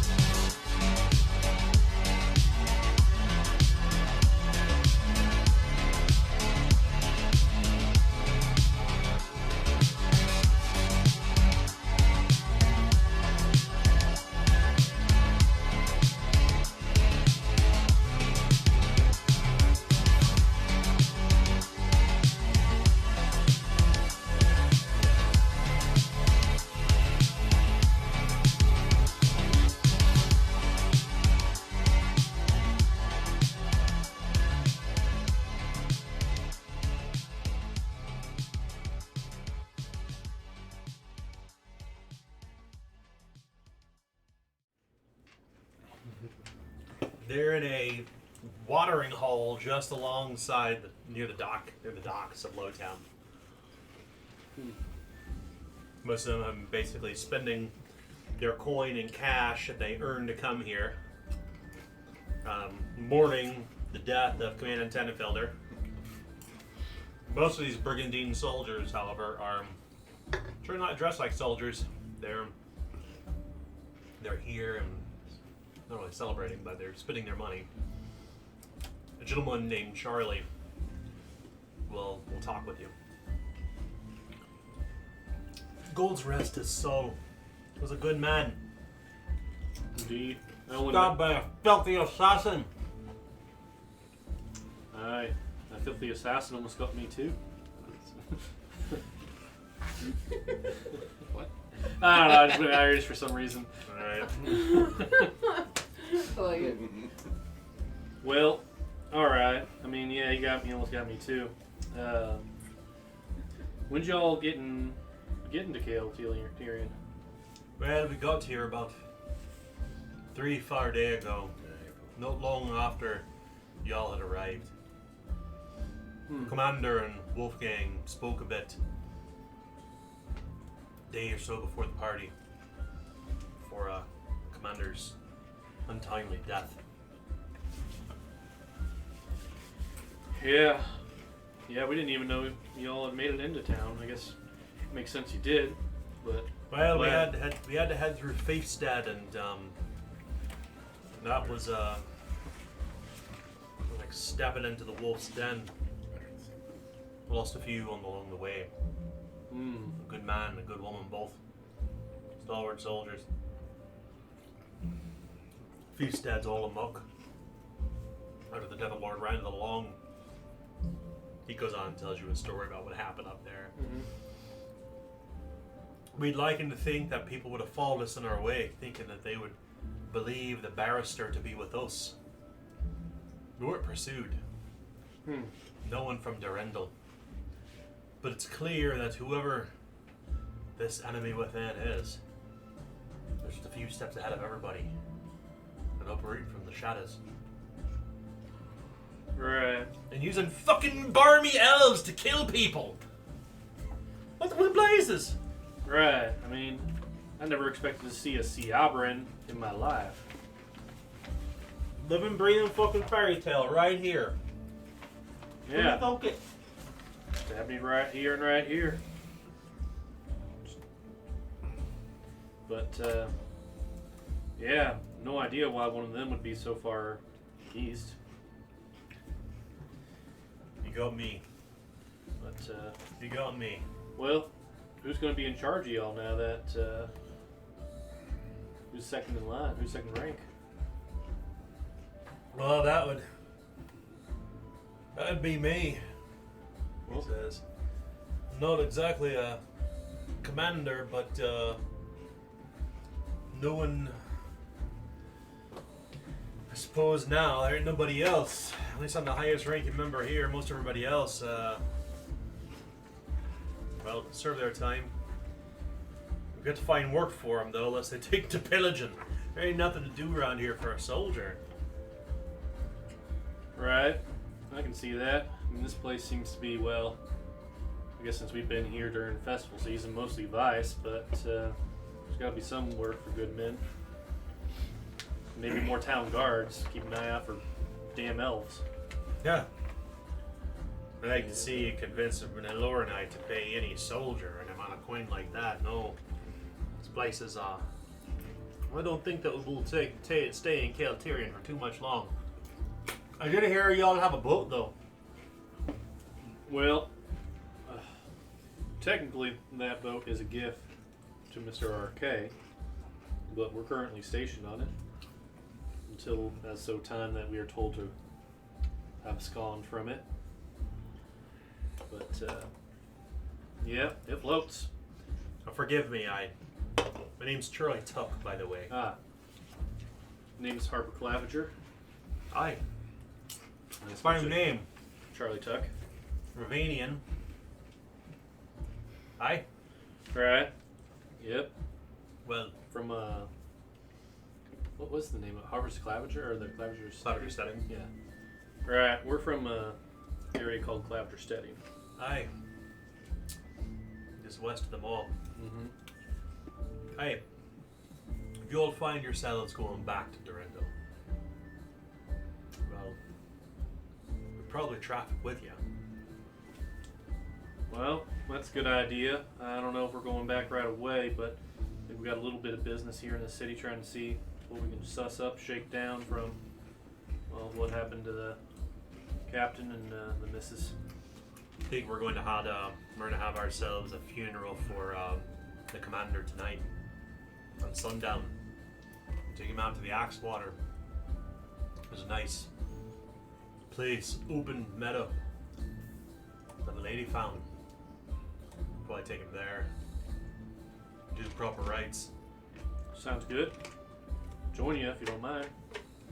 I would certainly welcome you. Yeah. That sounds like the right thing to do. All right. Well, if you need anything, we'll be about here. All right. Good to meet you, Charlie. You'll be able to attend the funeral at this point. And Okay. the men are fairly somber. It's clear that Commander Tenenfelder was incredibly well respected by all of the soldiers who served under him, men, women, and otherwise. He has the respect of them, but it's clear that also they talk about Charlie Tuck as after the funeral happens, they bury his body in the meadow. They talk about how Charlie started out as Commander Tenenfelder's squire, and that they were thick as thieves. And Charlie kind of talks about, I kind of grew up alongside Tenenfelder, and in some ways I was his whipping boy, even though we kind of grew up in the same social class, and blah blah blah. The stories are kind of go on and on about their history. I'll make sure not to drink, because it always ends terribly. So, You're not going to drink with the soldiers? I'll have a drink, but I mean, I'm healing, Shameful. So you're not going to drink? Yeah. Oh, okay. I'm not, Well, I'll buy them drinks though. sure. I won't make it rain like my lords do. Oh, God. I don't have that kind of cash. That's right. Go ahead and spend 15 shilling. That's fine. So, with that brings us to Terwin. Terwin, you find Dirge the Younger. He's actually in the middle of the upper city. Specifically, he's in the local holdings of the town guard. You can see that most people, these town guard are wearing bucket helmets and carrying sticks, iron-shod sticks, kind of pay tribute to Dirge the Younger. Clearly, he's a man of prominence here in Cael'Tyrion. The castle jails, he's walking you down this long cellar, and he's walking with a jailer with the keys that are rattling in their hands. As you're walking, you can see him kind of limping slightly as he leans upon his stick, kind of tick-tack, tip-tap as he walks across the cobbled floor in this windowless, dank, long jail cell below the city.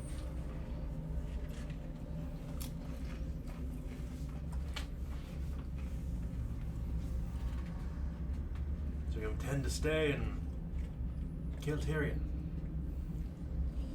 Well, we intend to stay for a bit longer. We would hate to, be a part of the happenings that went on and, just turn a blind eye to it. We couldn't bring ourselves to do that. We want to help how we can. And so I figured I'd start with you. I didn't necessarily want to be talking with Lord Arcay, with him in mourning and all. I didn't think that'd be appropriate. Right. So I figured I'd just ask about and see what happened, and I've got a bit of more information from people on my end, and Good. I'd be willing to share it with you. As you will. But first, I want to show you something. Okay. Let me show you what you all did. he takes you down this long jail cell and he says, Jim? The jailer, this pockmarked man, kind of pulls up this ring of keys and gets filtering through them. And he kind of unlocks one of the jail cells. And inside, you can see that there is this thin woman along with a much, much older man in the same jail cell. I take it that's Hefner. And It is indeed Flint Hefner and Delilah. You saved a man's life. You saved his life. Baron Arcade will not forget. Lord Arcade, he says, will not forget that. We The mighty debt. are proud of ourselves for that, and we only wish we could have saved the barrister. We all feel that way. He confides. So, what's with the two of these here in this cell? It turns out Hefner was owed a sum of money that was paid. He raises his voice. He and his daughter got in their heads that they would exact that toll. They would extort the wife after they killed the husband. He says kind of coldly. Ain't that right? Flint! He kicks him in the side. Flint doesn't move. He's unconscious. He's been beaten bloody. As has the woman. I don't think he's going to be answering questions anytime soon. Give him a few hours, he might. Jim here saw he broke at least 5 of his teeth. That woman child we're going to take to the lash in the morning. Well, you heard anything from what they was plotting exactly? Anything else? Jim looks up.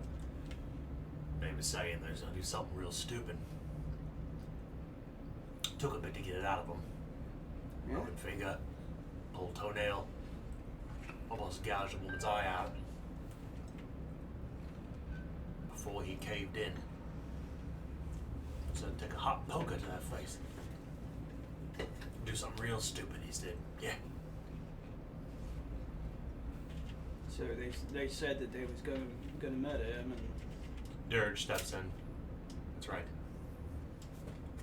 And I'm gonna look for the reaction of the woman when I say that. They're both unconscious. Oh, they're both They've unconscious. both been beaten bloody. Both their faces are swollen. Well, they don't really appear to be stirring much, but you think over the next day or so, you know, when they're in a better mood to talk, I could ask them a few questions. Up to you. I think that'd be good. You know, more or less if they knew one aspect, maybe they knew of another. He nods. The day will pass. So yeah, then I'd like to go back the next day and see if. The jailer, Jim, is not there, but Dirge the Younger will join you. Okay. They'll have him sitting inside of a room. You'd imagine like an interrogatory room. Not a giant mirror, of course, in here, but they're both chained to a wooden table. The woman and the man, the father and the daughter. And it's me and Dirge and no one, and those That's two right. and no one else. The door is shut and locked from the outside. So you was planning to kill Lord Arcade and extort his wife. Is that what I hear? That's a terrible way of putting it, he says as he's talking through broken teeth. Man owed me money. He didn't pay. Go on. As I show no reaction whatsoever. That's the long of it and the short of it. So sad to hear about what happened to Barrister. They got nothing to do with us. Just a simple woodcutter, he says. So, you seemed to want to correct me when I said that you had planned on killing him and extorting his wife. So, tell me how it really is. I just told you. I told him too. It's my story. And that's about it. Right. Man owed me a great deal of money. He was trafficking in illegal things. If the Inquisitor hears about this, he's fucked! At this point, Dirge kind of taps his stick on the ground, and Flint kind of curls back almost like a wounded dog, knowing what will come if he raises his voice again. Illegal things. Dirge pulls you to the side. Don't press on this matter. I nod to him.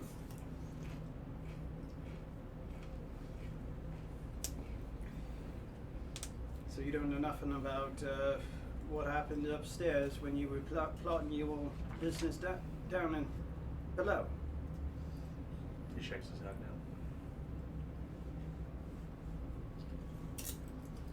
How about you, as I turn to Delilah?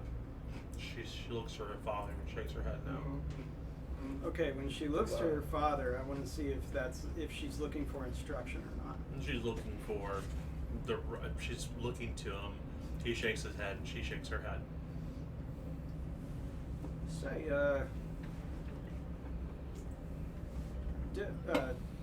Dirge, do you mind if we talk to Delilah ourselves? Jim! I get to the door.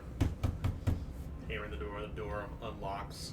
Jim will take Flint Hefner out, her father, aging father. It'll be just her and the two of you. So I'm going to begin by just having I'm not going to draw this out, so I'm going to just go over her step by step, what happened during the night, so that she'll start to lower her guard with me I'm going to be talking in a nice calm voice, and then I'm going to circle back around after spending a good 10-20 minutes talking to that question of, now are you certain you can't tell me anything about what happened up above and why there was a job and Go ahead and roll a interrogation test. Yeah, I knew that was coming too. Have fun with that one. Yeah. Your test will be routine. Routine. Well, there's that. So, That's helpful. yeah, there's a 56% chance, and it is flip to fail. Believe in you. 98 is a 98. Oof. Well, we're an 89. Yes. Flip to fail. Yeah, It takes the that's worst. right. Yeah. Either one of them's bad. He did Yeah. flip to He fail. flipped and failed. Yeah, Try I've it. got it, yeah, I may as well. I'll take that misfortune Yeah. point. Thank you. If it goes poorly, it goes poorly. Yeah. Critical something. 99. Is it Critical really? failure. Yes, it Critical is really failure. 99. You rolled a 98 to a Then 99. a 99. That's You are impressive. Cursed. Your exceptional strength on your fighter is really Yeah. good. D&D He's characters. So your interrogations fail completely. You don't make any headway with her. She's a kowtow to your tactic. You just can't seem to break through, and Yeah, I had a good plan, but unfortunately, there's not else that Terwin will be able to learn during those investigations, which now okay. brings us to Elisa. So Elisa's going to be pouring over the contract, and Unfortunately, the contract is mostly burned up. Right, In but if fact, there's anything- there's nothing that is even easily recoverable from a legalese perspective, as you had waited too long as it was in the flames, and it had burnt up. okay, then she's going to take some mandrake root, and she's going to try to meet up with Banneker and see about going to talk to some people. Okay. When she approaches, it's clear that she's in a haze. Her eyes are heavily dilated. We've seen this quite often, though, right? A couple times. And when she approaches, it appears that Warren and Banneker had been in a hushed conversation about something earlier, and Warren looks over and then immediately stops talking. Shh. But I'd like to go over that conversation now. Yes. Okay. So we were on our way to talk to some of these people, and The gangsters. The The pickle. gangsters. The pickle man. and What's pickle man? Warren was like, Bye. Banneker, I tried talking with Terwin about this earlier. He just kind of clammed up about it. Didn't really help me out. So I come to you because we got something going between us. Yeah. You watch me, I watch you.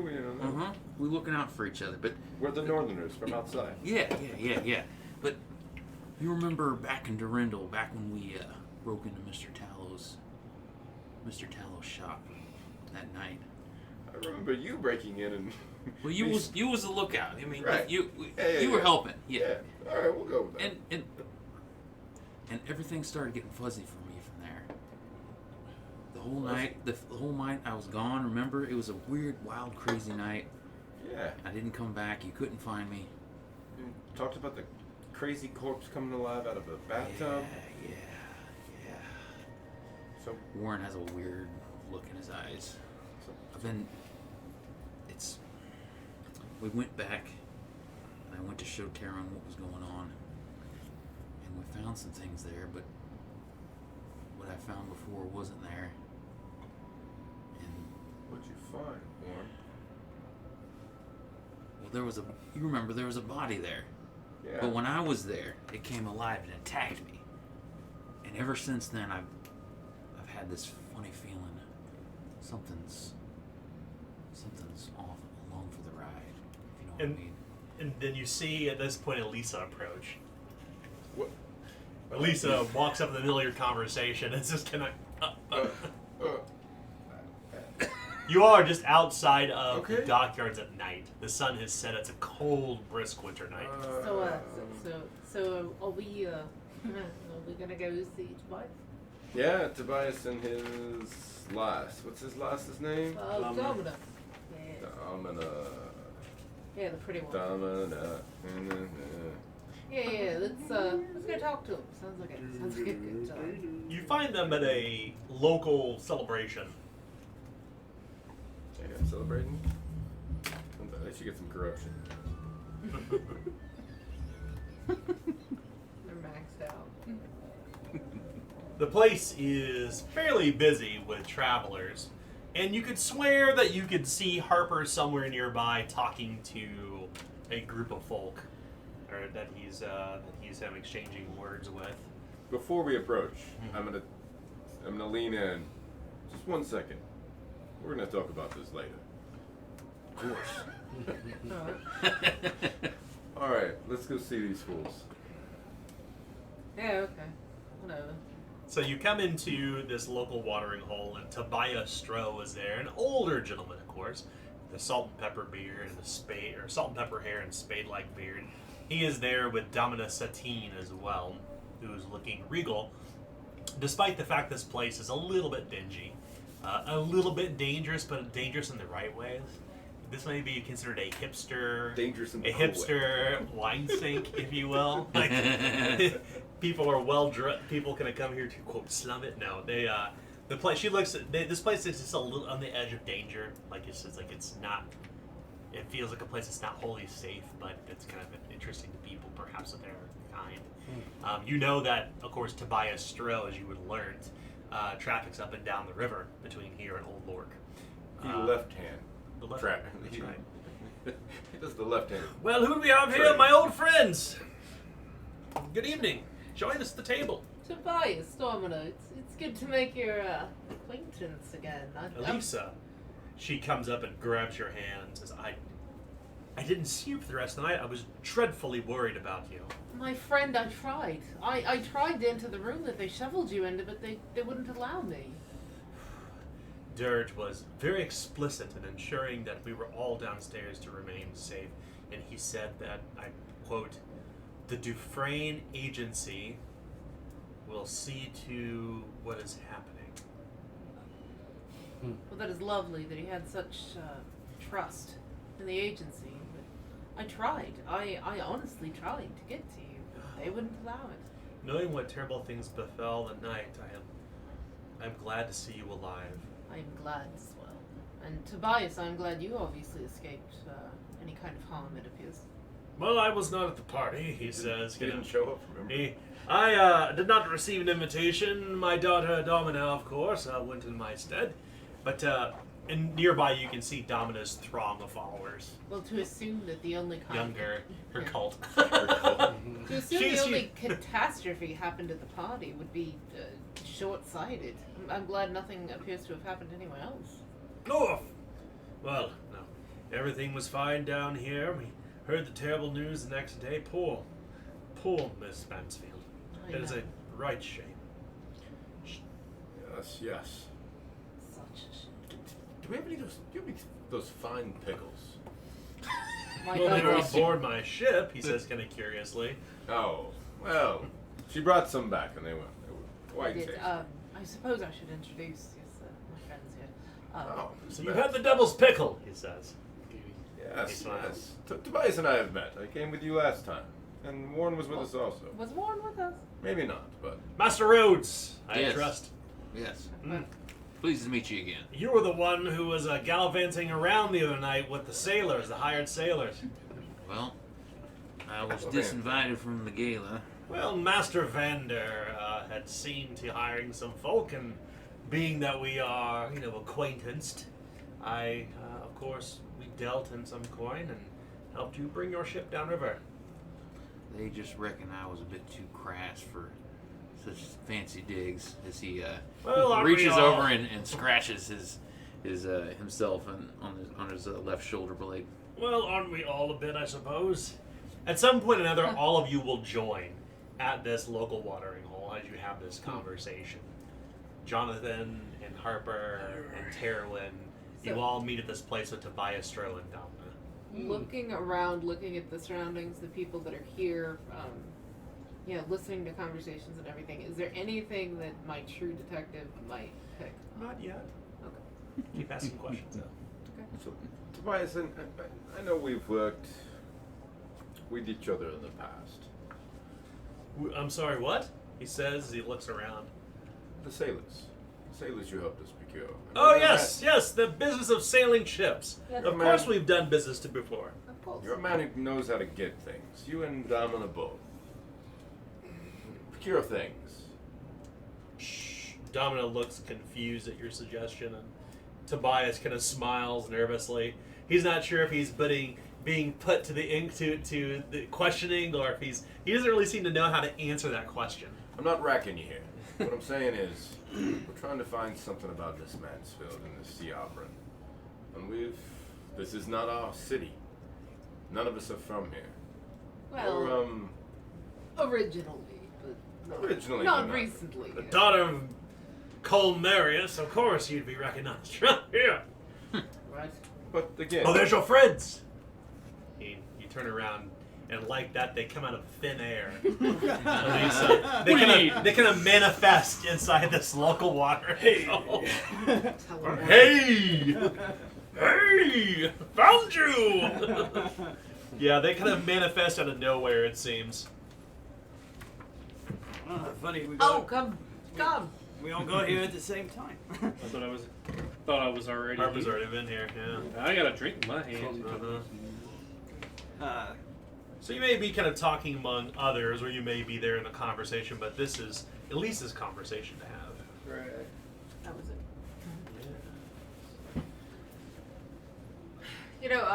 So yes, we have done trade before. He nods in agreement. Between Roaline to Old Lork, he says, loudly and proudly, perhaps boasting the fact that he is a well-to-do riverman, or perhaps correcting any questions there may be from those who would be eavesdropping in on the conversation. He smiles broadly. so is there a more private area we need to? The business of sea opera? He says, don't know anything about it. He he kind of admits loudly. You know, this past evening has made me a bit shy around crowds, if you would. Is there a room that possibly we could congregate in? He pauses for a moment, and he will weigh and measure your words. Go ahead and roll a charm test. This test is going to be routine for you. Okay, routine charm, so it's 62. 19 will do it. Well, I don't see any. Sure, why not? He says. Let us go. I have a place where we can go. It would be appreciated. Do I see them? Sure. I'm gonna approach them as they Oh, no. stand up. Yeah, we'll assume that you all are kind of collecting together at this point. You've all kind of reconvened together, joined Tobias Stroh and Domina Satine in privacy. Right. So, in interest of moving things along, Taryn will make a point to address Domina and give her well wishes. Good to see that you're okay with what was going on, but I was taken away, that sort of thing. She nods and smiles. So, You hit me with some cheese. a terrible night, she says, but not for lack of poor company. Good to know. He takes you into a private room in the back of this place and closes the door, and the sounds of the tavern kind of die out. Tobias and his daughter are there. Her throng of followers are now there. Well, I suppose, if I am being put to the test by the Dufresne, No such thing, Tobias. Again, we're not racking you here. We're trying to procure information because we're out of sorts. Let us come to an understanding that sometimes means are an end. Means are a way to an end. Do not judge. What I know, though, is that there are certain people who have information that they may not want widespread, if you catch my jest. he nods. And I do not assume in such manner that such information leads me to believe anyone is doing anything that should be reported. But it is things that could possibly help. I see, he says. Well, That old Lord. refresh my Stable memory, Lorca. he says. Refresh my memory what we were speaking of. Well, it seems to me you have a lot of interest on the comings and goings of those who, well, come and go here in Calterian. Well, most ships that come and leave the low town certainly do fall within my system, I suppose. We do collect tax on cargo. I am the officer of ways, and I am the port master, he says. Right. I suppose you could say. My beautiful Domina, obviously, you have your eye and your finger on the pulse of the things that happened a lot. She smiles and defer. I defer to my father on these things. Understandably, but sometimes we see things that our parents don't. If you get my drift. Well, she looks at her father and she says kind of calmly, I stand with my father on his opinion on this matter. It is fine. I simply was hoping that possibly this strange individual that came in and caused such havoc at the party, there might be someone that you had heard tale of, seen something of. We might have some direction even to follow, because I'll be honest, at this point, I do not know how to find out where a 7-foot-tall blue-skinned man with tattoos could possibly come from. Blue skin, he Well, says. the tattoos and such. Well, it's not, he smiles. And hearing what I heard of this strange fellow they found in the gardens of Lord Arcay's home, I can't say I've seen anybody tattooed head to toe who came through the port.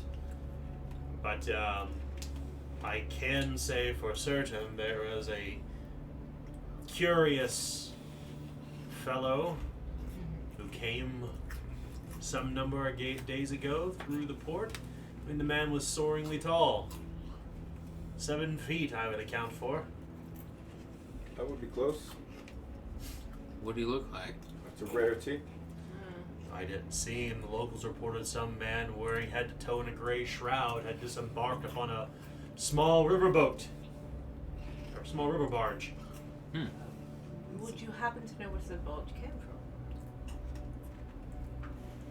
from? Well, Traffic is light this time of year. traffic is exceedingly light on the rivers toward winter. I trust, though, that anything we say here is in confidence, and that should we share more words, that I can count on you.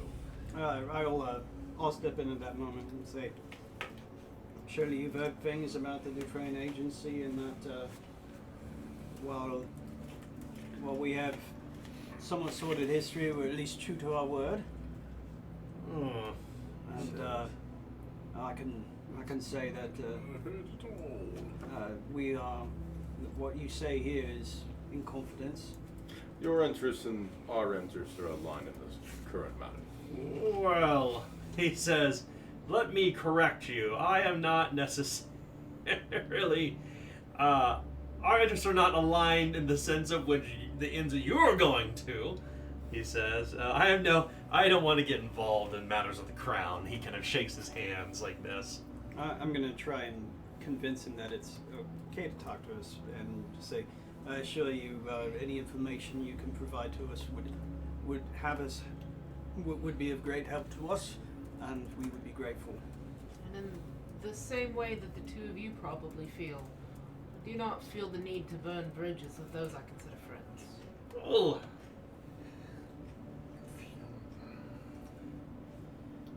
He looks at Domina, and Domina looks to him and kind of nods her head as they kind of come to a silent agreement.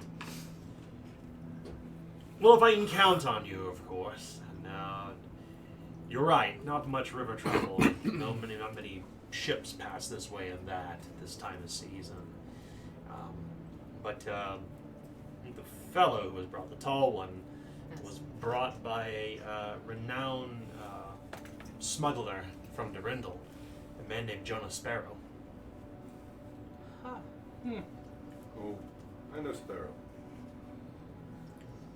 Hard to miss the man. So. Sparrow and I know each other well. Good. Is Sparrow still in the city?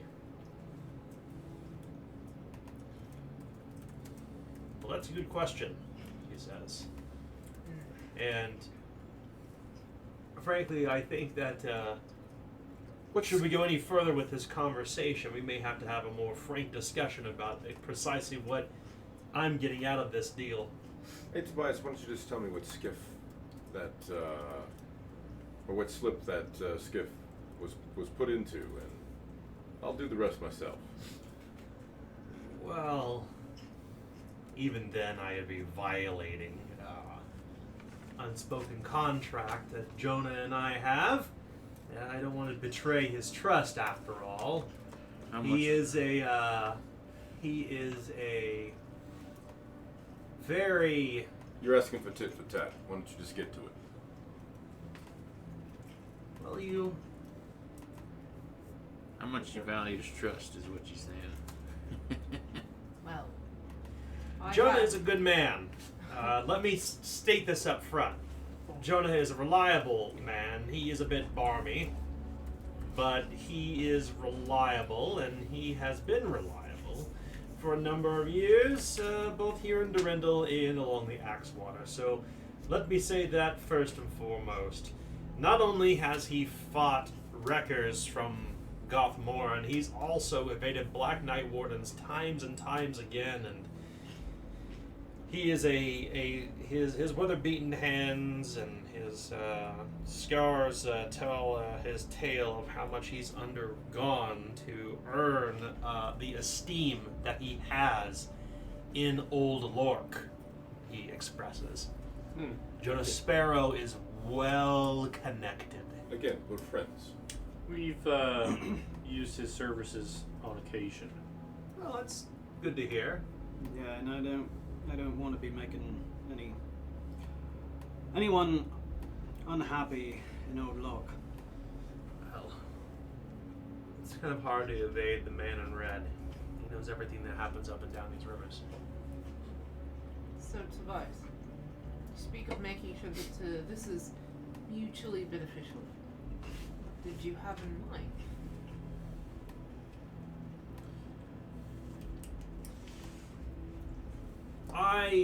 As I understand it, you are working for the Baroness, he says. Yes? In a manner of speaking. Yeah.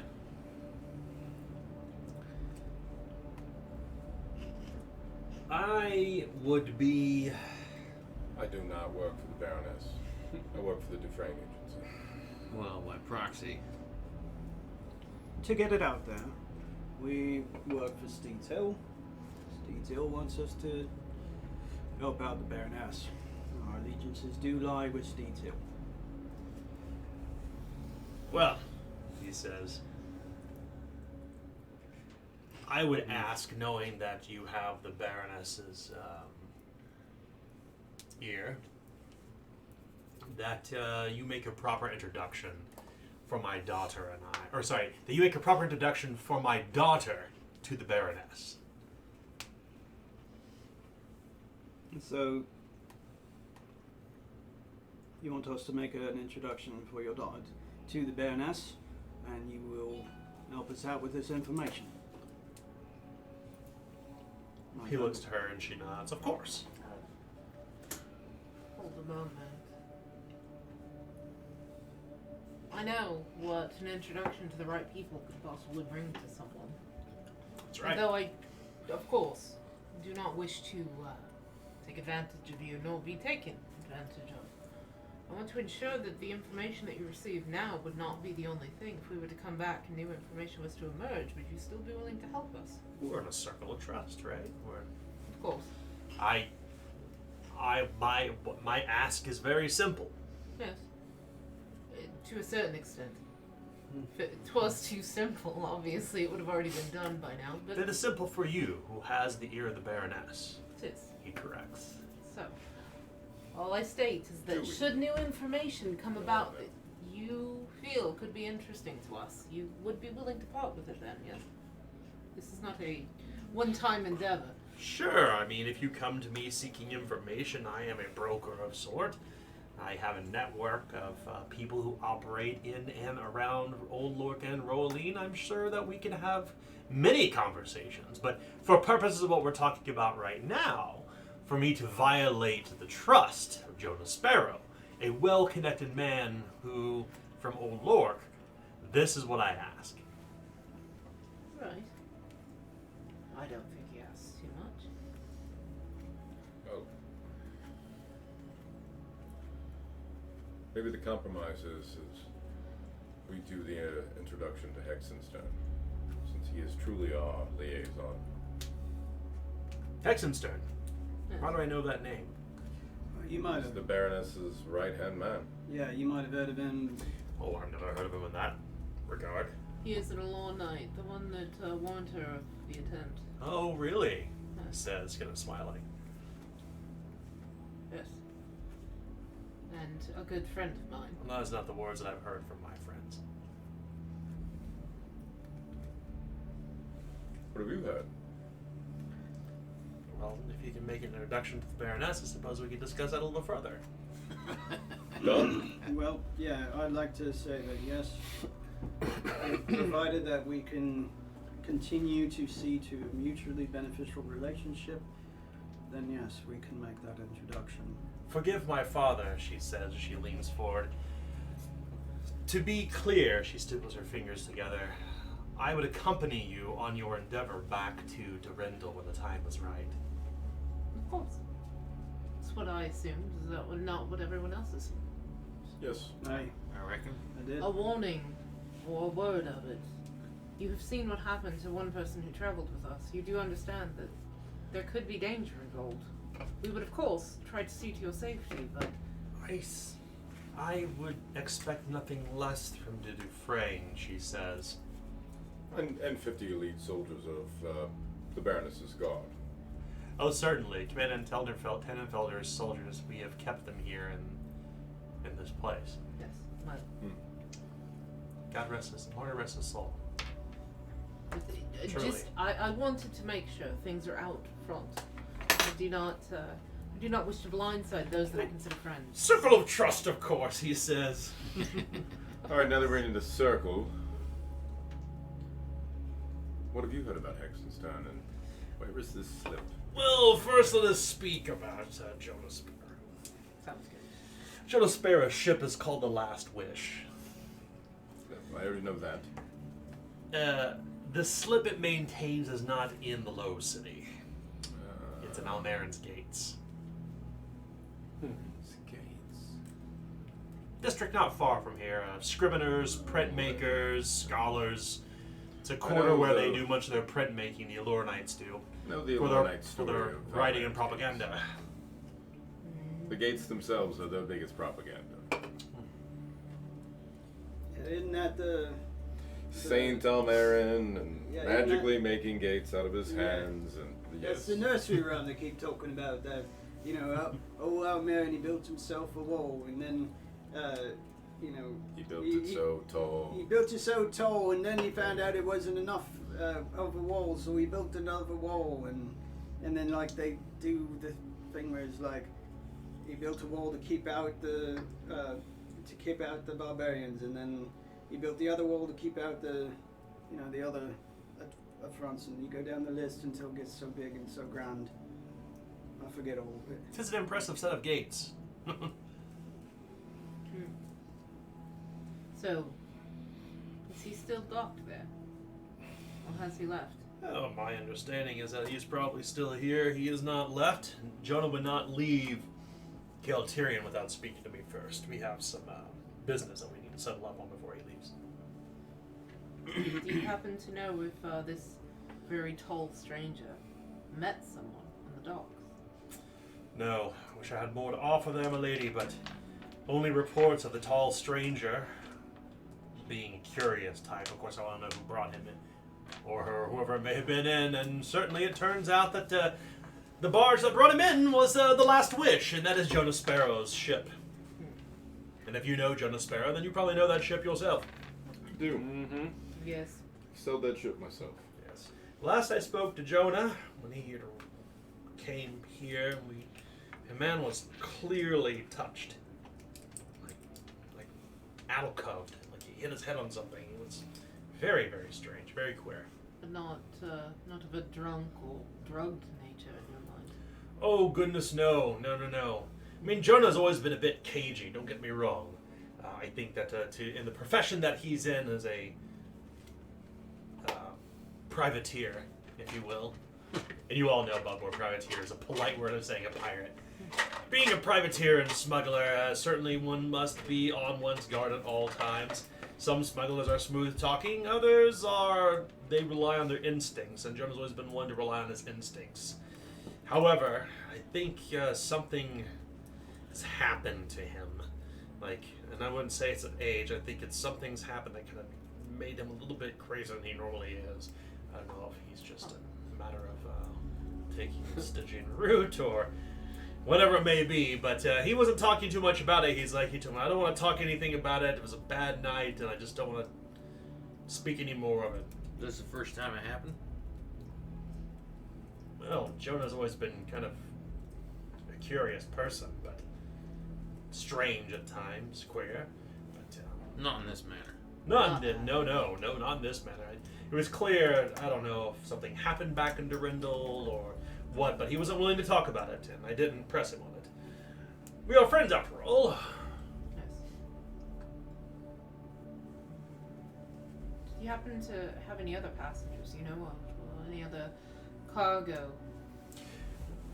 Jonah? Well, his business he has here in Galterian isn't my business after all. He reports how high our authority is, all of us do. No. My understanding is, at least from the stevedores who saw this tall fellow disembark, that he was the only passenger on the barge. Makes sense. Yes. In your talks with Jonah, do you know where he came from? Did he come from Durham? Or did he come from some diverted place? Well, I suspect he probably came from either up or down river. Likely he came from the Bastards River and took the Axewater here. That'd be my suspicion. After all, Jonah's barge does not have wings. Can you imagine that? A boat with wings. Doesn't seem odd that he's only be taking one person on the barge. Well, it's not. Seems silly to take a barge down a river and not have any cargo. Well, that's none of my business. Maybe that Well, if you person pay is him. cargo. If you pay enough, that is cargo enough to move a barge. I suspect that this tall fellow that they speak of at the garden and that this person who is at the dockyards is clearly the same person. After all, how many 7-foot tall people are walking around this world? Not everyone can be a Dauntlin the Grimblade. I kind of look down at myself. Well, Were you like 6 foot something? yeah, and a mountain among men. He was taller than you, in fact. He motions. I mean, you head higher almost. Well, what I'm getting at is if someone books passage on a barge all the way down the river and it's just them, they must have paid pretty handsomely for it, and it must have been pretty important. I think we can suss that out with my old friend. Right, we'll talk to Sparrow. Well, Mm-hmm. as you see him, tell him I said hello. But, you know, Probably won't. circle of trust. Yeah. We'll just say it was a happy coincidence we ran into it. Of course. However, my friend, you have word of my other friend, Hexenstein. Oh, well, sure, he says. I mean, you know, Jonah knows Durin like the back of his hand, and he knows most of these rivers, too. Of course. You know, funny story about Jonah. You know that he was the one to bring the cloak across the Axewater during the strife? He was the one who brought them by ship to... Did you know this? It's a total aside. But, no. Hexenstern. Yes, it's just Hexenstern. Hexenstern and...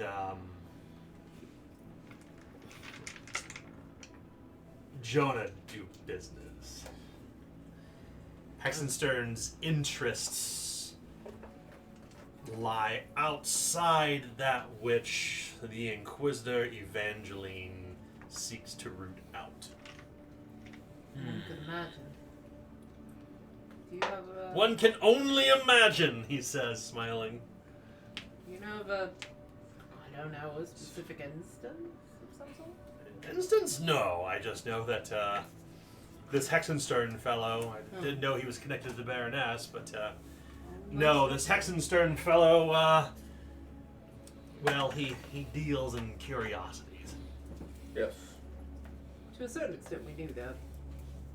No, well, I'm not telling you that you didn't know already, so. The Madeline. I was going more with the machinery. Yeah, I mean, you, The difference machine? yeah, you make a machine so you can figure out what's different between two things. Yeah,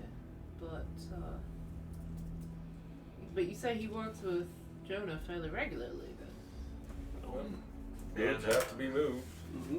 Any Loranite of such taste as Hexenstern clearly would not be able to operate without unity. Of course. By the Covenant, being so close to Rowaline as we are, and of course the Loranites being here, well, it's not unnatural to assume he would work with the best smuggler in all of Aglador and Robane Girdle. It's very true. Not to cast disparagements, of course, on Hexenstern. I don't know him from Adam, but no less, it's Jonah's spoken to about him in polite conversation, but nothing really more than that. He mentioned a Loranite, and one moment he was deep in his cups and mentioned Hexenstern. I just assume they're the same. Well, he isn't alone, right? That much is true. Well, good. But yes, he finds himself in the court of the Baroness, actually. That's, So, well, interesting, he says. if I might, what do you know of the village of Stowe? Stowe? Oh, that's... Stowe's not far from here. I know that. It's downriver. Maybe a day or two. You get to Stowe, and then you can take the path to the mall. It's a stove. Would have been the way the soldiers came. He says, No. are you talking about Tannenfelder's men? They went up north. Yeah, they were. Oh, they went through. We would have been more Feaststead. likely to go They that went through way if we Feaststead? hadn't Oh, gone that was right. further. Yeah, Okay. if we hadn't spent all I forgot there was 3 ways. Yeah, I, there was. I was thinking there was only 2. Two Wouldn't people, it the the bandits wouldn't or it the something? mall where the So you went to Long Shanks. where the Sea Alberns come Or from, or long- something like that? Or am I mistaken? Something. Nope, that's where the Jennies are. Oh, Yeah, I messed that up. Wasn't there somewhere along the way there was some of them types? The Mountain Men. Yeah. That's There was no mountain men on those paths. It was The other Pictish. path. Pictish, that must have Picts. been what I was thinking. Oh, alright, Now, Siobhan, I don't know where they's from. All I've heard is west. Alright. I was mistaken then. Never mind. in the same way that I would ask our circle of trust, so he's extended. If I mention a name, could you tell me if you've heard of it? I'll do my best to recollect, he says. Well, Emile Frosch, yeah. Emile Frosch. Does that ring any bell? I think he's a bootlegger. Bootlegger. Never heard of him. What's exactly a bootlegger do? Oh, They make the tonic.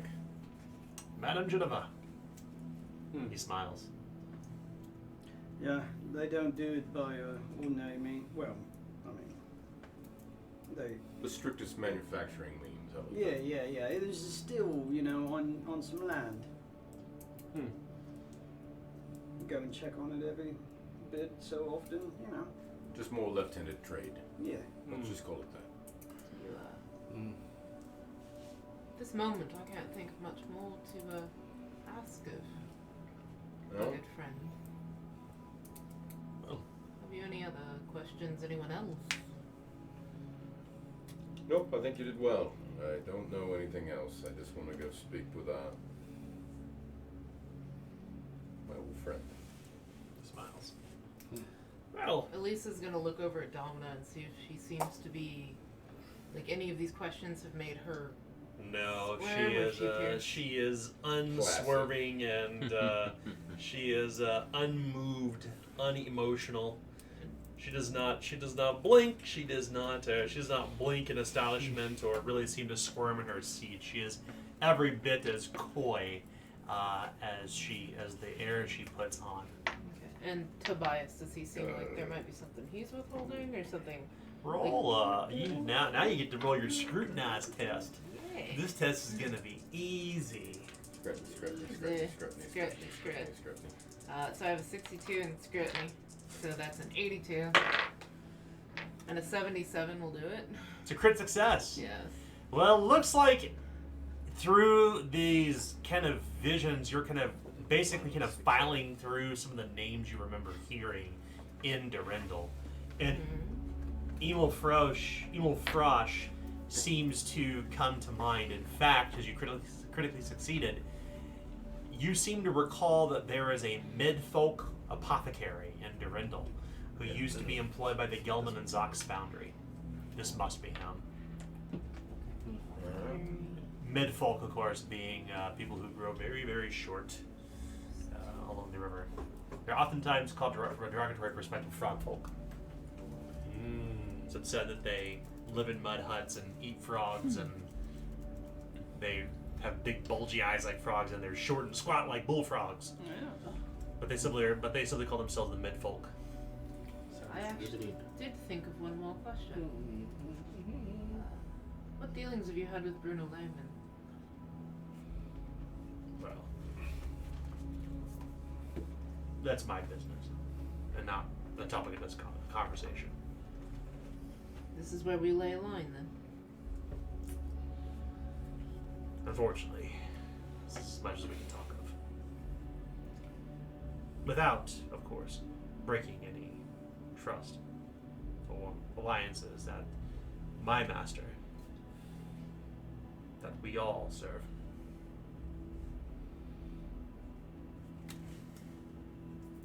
I trust you take my meaning. He looks to Banneker. I'll just do this. I'll say nothing besides that. Well, one would not ask you to break a trust with the master, would they? Seems unfair. We all have them. Well, this has been enlightening, Domino says as she stands up to excuse everybody. Yes. I would certainly see to your drinks and some food if you'd like to reconvene in the common room. I think I would. The rest of you? Might turn in a little early. No, I would Still like to. nursing a wound. I'd like to stay a bit. Now that business is concluded, I wouldn't mind being in your company. Wouldn't mind having a Appreciate few that. drinks. Well, come with me then. I'll introduce you to the local colony. And with that, we will conclude tonight's episode of Queen of Embers. 100 reward points, everybody. Hooray. Great session. Lots learned. Lots learned. Elisa got her drug on. Oh yeah. I'll be sure to gain a Corruption. corruption for that. I'm it too. Corruption. And the wheel of corruption is in the back room. They're in the Okay. middle of remodeling. As the viewers can probably see, the listeners can't, but the viewers can see we've got some brick on the wall, which is cool. So let's cue up some chaos music. But I think the viewers have been able to notice that we've been in a constant state of. Change. Yeah, I always enjoy like looking back at previous episodes and going like, oh, Watching things change. yeah, like you. Yeah, it's fun. I'm just sad the mind flayer is not on the wall right now. It I- looks like It makes a good hat. It I've been makes- trying to align it up behind Walter so that way it looks like it's like right above him. Like it has. it looks like the original Wolfenstein 3D in here. Like But I there's Oh that my light God. right there. Or the That light light right something. there. So, yeah, it'd be I'm- perfect. I'm going to try my hand at dry brushing the walls to make it look like a dungeon down here. Are you gonna go gray then? Yeah, I mean, yeah. True stuff. It'll be fine. I gotta paint everything else. just do like a thin gray Yeah. wash. Yeah. But before we get to that, let us go through the corruption roll for tonight. Wait. So the roll, and I believe some of you are on the edge, right, between chaos and, or like you're pretty close to fate points I am one away. from a fate point. I'm one way from a fate point. So I got one. I'm only in 2 corruption. Here we Next go. session I can play it today. Corruption roll for tonight is 8. Oh, that's You gonna missed. be, Fate point. Yep. What? Are you sure? Even with. Oh, I guess we played. Yeah. So Also, that's good. Cool. I've gotten Good job. various little Fate point. 25 reward Fate points. Well, You actually have the soundboard now. I did. I used my reputation points for one. So. Yeah. I actually have red ones. So, speaking of reputation, you all gain 1 reputation for concluding chapter Act 4. We're actually moving into Act 5 now, where it's kind of going to be driven by your own investigations at this point. A lot of information has been revealed. There are more strings to pull at, but you should have more than enough information to kind of go off on your own now. Which I imagine we will probably draw this campaign to a close in probably several months. But a lot of information has been laid, so now it's up to you to unravel the conspiracy and determine what happened. So, so we will continue next week with more Queen of Embers. Patrons, thank you for your patronage. Thank you. Twitch subscribers, thank you for twitching and subscribing. Yay. I don't know what you call your Twitchers, Twitchies, Twitcherers. Tweakers. Thank you for Twitches. following. If you're not subscribing on Twitch, please subscribe. If you're an Amazon Prime member, you can subscribe completely for free. So please use that Amazon Prime subscribe to Umbrellas Gaming because we'd love it if you would. And of course, patrons, thank you for all of your support. Yeah, Also, thank you. if you like this campaign a whole lot and you like the characters too, our next goal on Patreon is to get the tier 1 characters in the back of the book. That's right. So With yeah, illustrations. you can help us get to Yes. that goal if we're not there Yeah. already. But Yeah. Yeah. Super cool. Thank Could you all be. for watching. Thanks, guys. Thanks for listening. Thanks for Bye. watching. Bye. Bye. Bye. Oh, right?